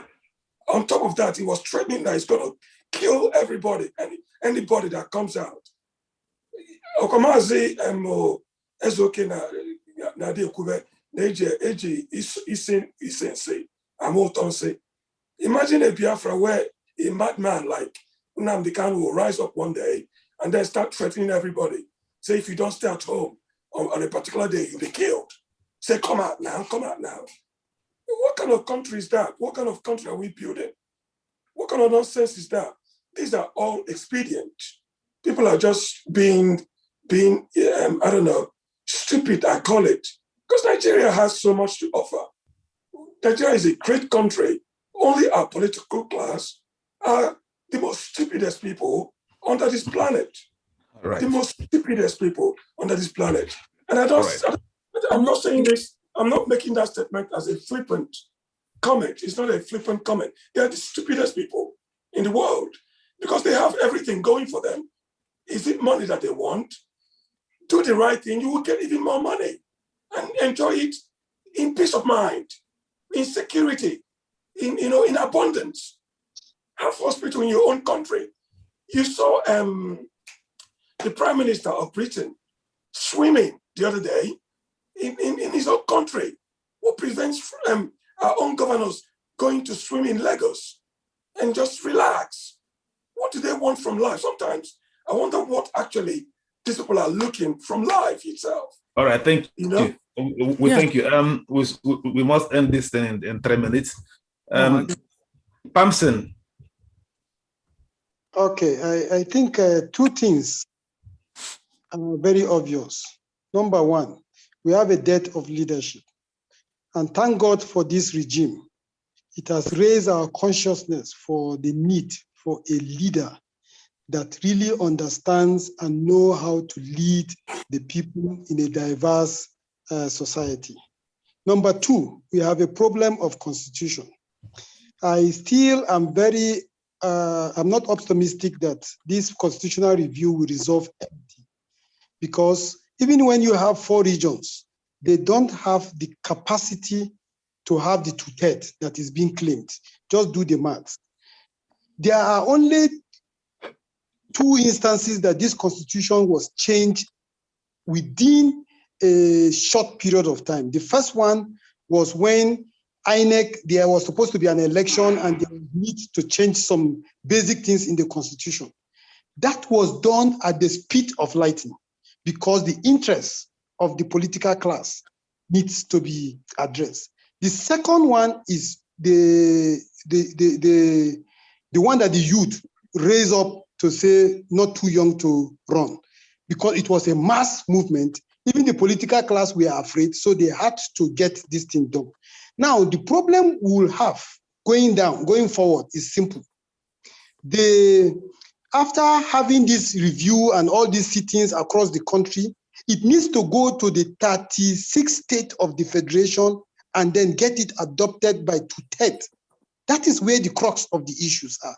And until you have that kind of interest of the political class, which we now have agreed that they do not have the common interest of the Nigerian people, we will not get anything out of this review. So we have a Herculean task for mass mobilization, just like the not too young to run, so that we can get substantial part of this constitution really changed so that we can have a restructured Nigeria.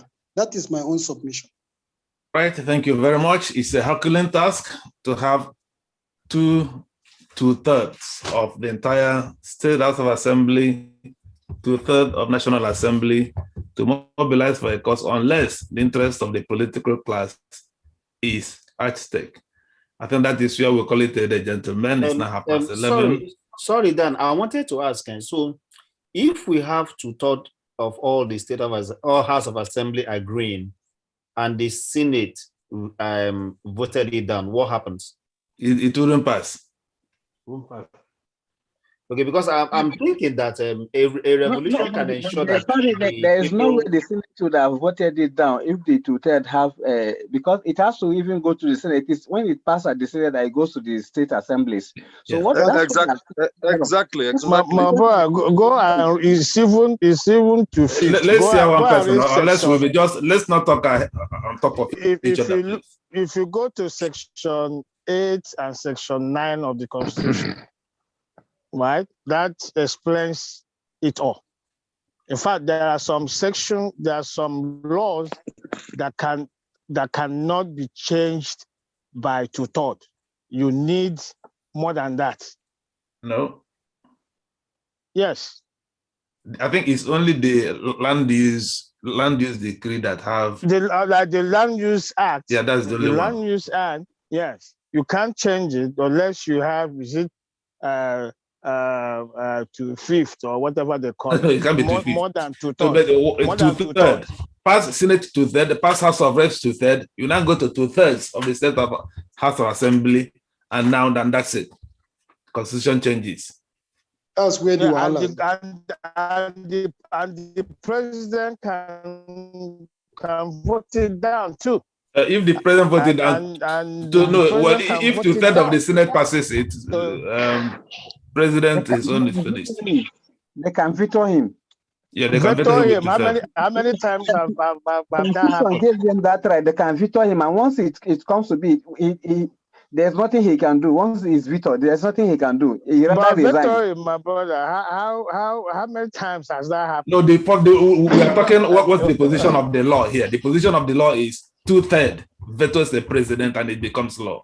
And that is what the law says. We have a situation where a law went to the president. Sorry. In that place that we got it. And they're not the same. Person, you can go ahead. I think you are saying something. I said we had a situation whereby the House of Reps, in the National Assembly voted 2/3, the Senate did 2/3, took it to the president refused to veto it. When it returned, we didn't get the 2/3. So this is the kind of Nigeria we're talking about. It happened with the electoral law. Yes, yeah, it the happened. electoral law. The electoral law couldn't pass. Couldn't pass. Even when they were the ones that sent it to the president. Yeah, because the president is so powerful. Once he refuses to sign, I don't see that National Assembly, that national getting 2/3 in that national. In fact, in any National Assembly, with the kind of power the president has. That is why we need this constitution to be brought down, and a people's constitution, which is autonomous, will come into force. That's the only way Nigeria can move forward. All these things we are saying, we're just going around circles. The problem of Nigeria this is where the mass mobilization for place. Please. Yeah,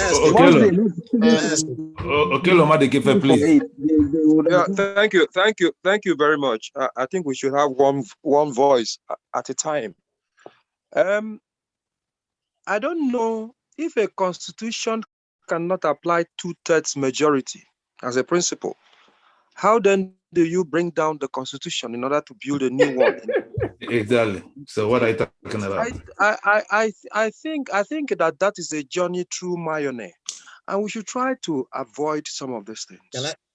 I typed a question in the comment section, and my discussion is following up on that, because I don't think that it is merely a talk shop. It is something that is goal-oriented, and you're doing it so that you can achieve some purpose. Somebody said the Southeast, the Middle Belt, and Southwest, and the South-South have a consensus on restructuring, leaving the Northeast and the North Central, and Northwest and Northeast. Okay, fine. Combine all the houses of assembly in the states that constitute these 4 zones where it is claimed that there's a consensus, and you have more than 24. In fact, you have 25. So where is the consensus if the Constitution challenges you to get 24 to amend the Constitution? You have 25 and you can't amend it.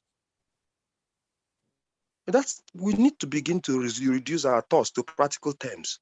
It can only mean that you have no consensus of anything. Saying that there's a consensus in those 4 zones is like saying that every Igbo man believes with IPOB that we should do a separation and form a Biafra. I don't think that is correct. The thing is that we walk past a lot. If the conditions are very stringent, how many motions have been initiated which has failed? How many have been initiated and it failed? If you look at, for instance, the Freedom of Information Bill, it took 10 years and a few months to get that thing to build a consensus, but eventually did. I don't know, it doesn't matter. I don't know how many people are using it now. How many people will apply to government institutions to give them certain information compulsorily on certain government departments, or apply to court for the information to be passed on there in a week. Wonderful and lofty provisions, which nobody is using. So what is the sum total of my discussion? We are not voting with our feet as a people and as a country. We are not. And we are quick to put the responsibility at the doorstep of another. But I participated in the 2012 constitutional discussions in Enugu. I am aware that it was very difficult to sum up the definition of restructuring. What restructuring means to so person is different from what it means to so person.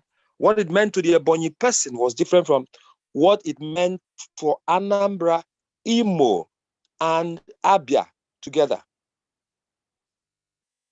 And so we need to begin to look internally. That's how democracy functions. I have made a reference to IPOB and Biafra. If you do a referendum today, that bid will fail, because you just find a small group begin to stand up and begin to make noise and begin to create menace. We have not asked their brothers whether you agree with this solution or this approach. By the same token, I believe that a lot of people will be surprised if motions on restructuring are raised. It becomes a Tower of Babel. This one says, go back to regions, contribute to the center, without knowing whether what they were contributing is still there, whether the groundnut pyramids are there, whether the cotton, whatever is there, whether you have a lot of rebuilding to do in the process.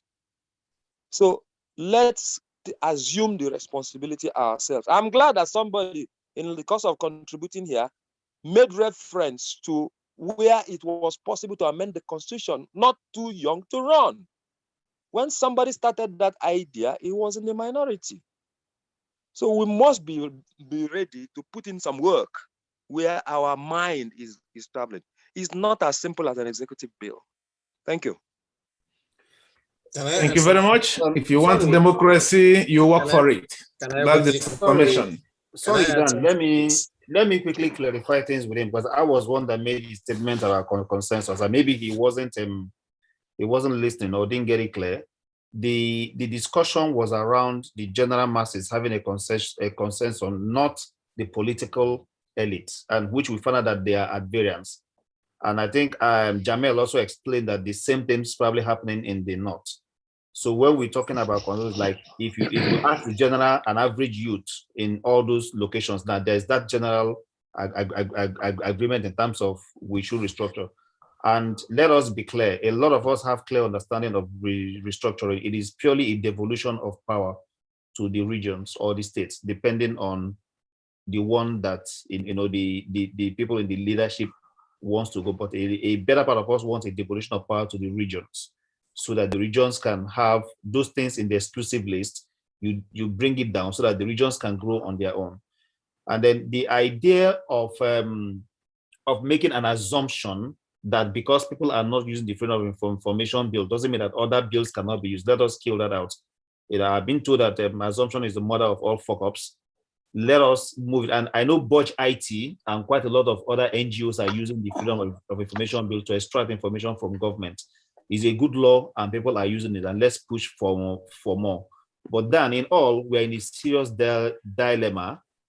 It looks like the Constitution cannot be amended, especially in areas where the structure which determines the money, where the money is, immediately it affects the political class, and it looks as if their power and influence will be watered down. You will most likely not have it done. And if that is the case, then we're all in deep shit. I mean, sorry for my language, but that's. Do we know how many? Someone asked a question. Do you know how many times the 1999 Constitution has been amended? Does anyone here have an idea how many times? Four times. Thank you. So and then in each of can be amended 4 times. In fact, the last one couldn't even it's not really an amendment, because it was modeled up, and they couldn't pass. The president refused to sign it. So it's not amended. Then if it's not signed, then it's not amended. I'm talking of how many times it was actually amended and passed. It's been amended 3 times. Okay. Actually amended 3 times. This one they are doing now. They are just deceiving themselves. Is the 5th time. Okay. And Dan, remember that in each of those 3 times, devolution of power came up, and majority of the representative of Northern team voted it down. Let us get that clear. Yes, you can go and check. Course, if we are not able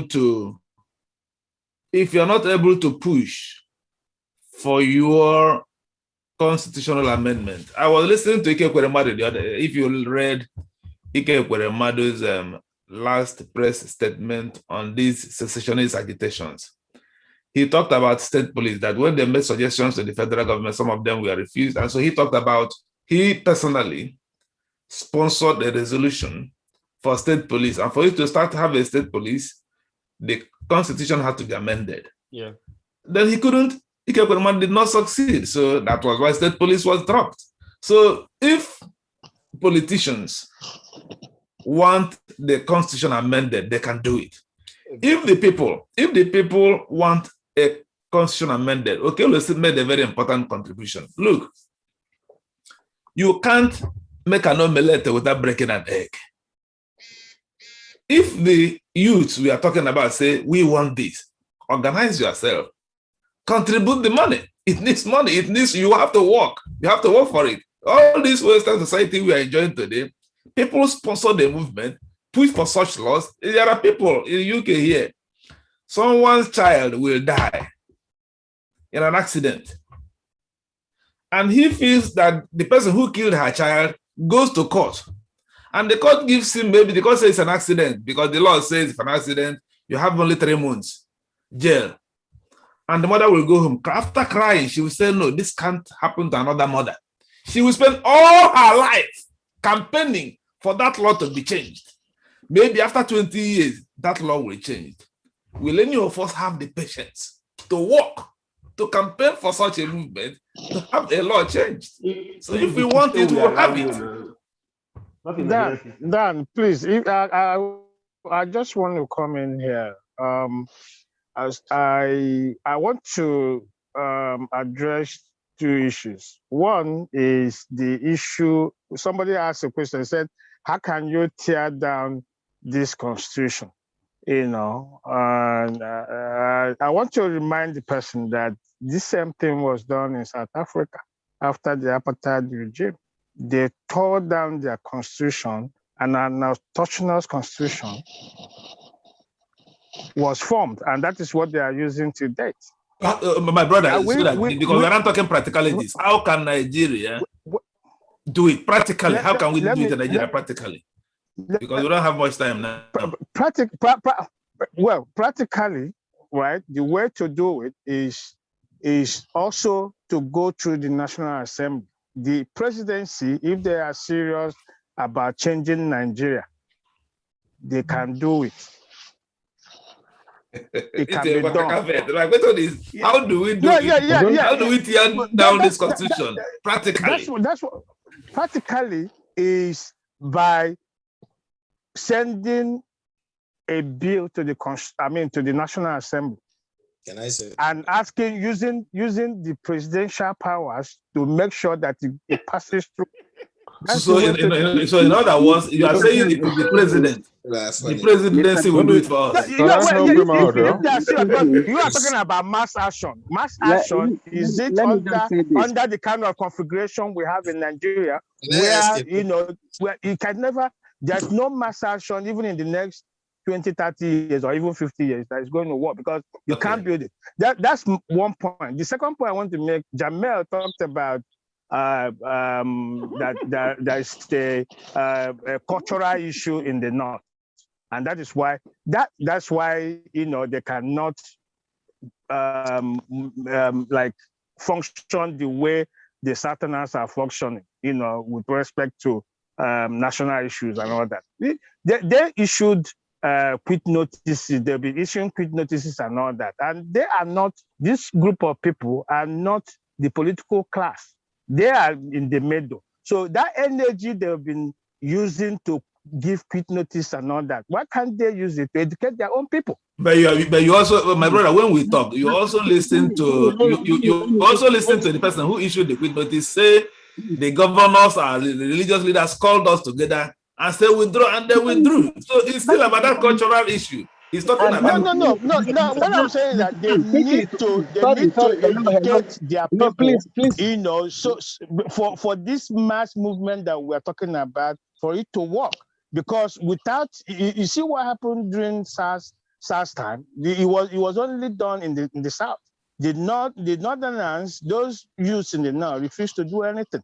You understand what I'm saying? So without this mass education, I don't think anything is going to work. Okay, Muhammad, one by turn. Let's listen to Muhammad, please. Mr. Dan, yes. Let me just say this quickly. One, that the quit notice was, as apart from what happened, the reality is that it was a reaction to what happened from the South. And that's why I have said that those of us that are having this idea, the best is to carry out a grand mobilization. And if, of course, that will bring about mass movement. And this does not come so easy. So we have to be that resilient that we want to continue pushing this process until we get it right. That's one. Two, the issue of getting it done by ourselves. I think the simple thing is we have to act our words. We have to walk our talk. We want it, we have to work by it, and then chart processes and ways by which we're going to get it as a people. But if we wait for any president, even if Buhari goes, another person comes into that office, the same thing will happen, because the legacies that are there, the things they enjoy, the free food, the free, like my one governor said, that I enjoy free food, I enjoy free medical service, free of this, at the expense of the citizens. So those things would not allow them to want to change anything. We will have to force it on them as citizens. So, there's a shortcut. I think there's a shortcut solution to all this. And that solution is simple. Elect a president who can change the course. Yaradua did it. When he was made president, he went differently from the path of the other president. He acknowledged the defect of the electoral process and he started working towards changing it. He looked at what was happening in the South and he took steps to change it. If we have a president who understands that we need this country to remain as one, and not only to be one, but to be a strong nation, that is the kind of person we get, and as every part of this constitution can be broken down. That is the shortcut to it all. Can I ask you a question, please? Please, I just want, I don't know how many people that are here now. How many people here, is aware of the fact that 12 northern states are under part of the How many people here are aware of that? When we talk about people breaking up, people talking about secession, how many people here ever talk about the 12 northern states that have seceded from the country, which is our Sharia, since 2000? And we are deceiving ourselves every day, especially those of us from the South that have been pressured to death. We keep on here dancing with our life and our future, the future of our children. How long are we going to live in this cocoon, playing this game before we wake up? 12 states in the North is already running Sharia. And that is, I can never go with the constitution because it's already a constitution of itself. But the only thing they do is to use those stooges among us to be stealing our oil, our taxes. They never pay tax. All these their cow they go around with killing people with. They never pay tax on them. You never see anywhere where they say that Fulani contributed so amount to the national whatever from their selling of cows. But the cows they are using to destroy those farms, kill people, destroy everywhere. But when you hear some people that are I don't know what is wrong with our people. They sit here and they're condemning people that want to be free. as if the people that are doing it are so stupid that they don't know what they're doing. How many countries in Africa has got their own breakup from all, even closer ones that has even close relation? Ethiopia and Eritrea, they are almost close, the same people, almost the same. The consensus, now, they just went the off. consensus here is that one, breakup is, the consensus here is that one, breakup is not feasible. No, 2, breakup is not even attractive. 3, breakup cannot work.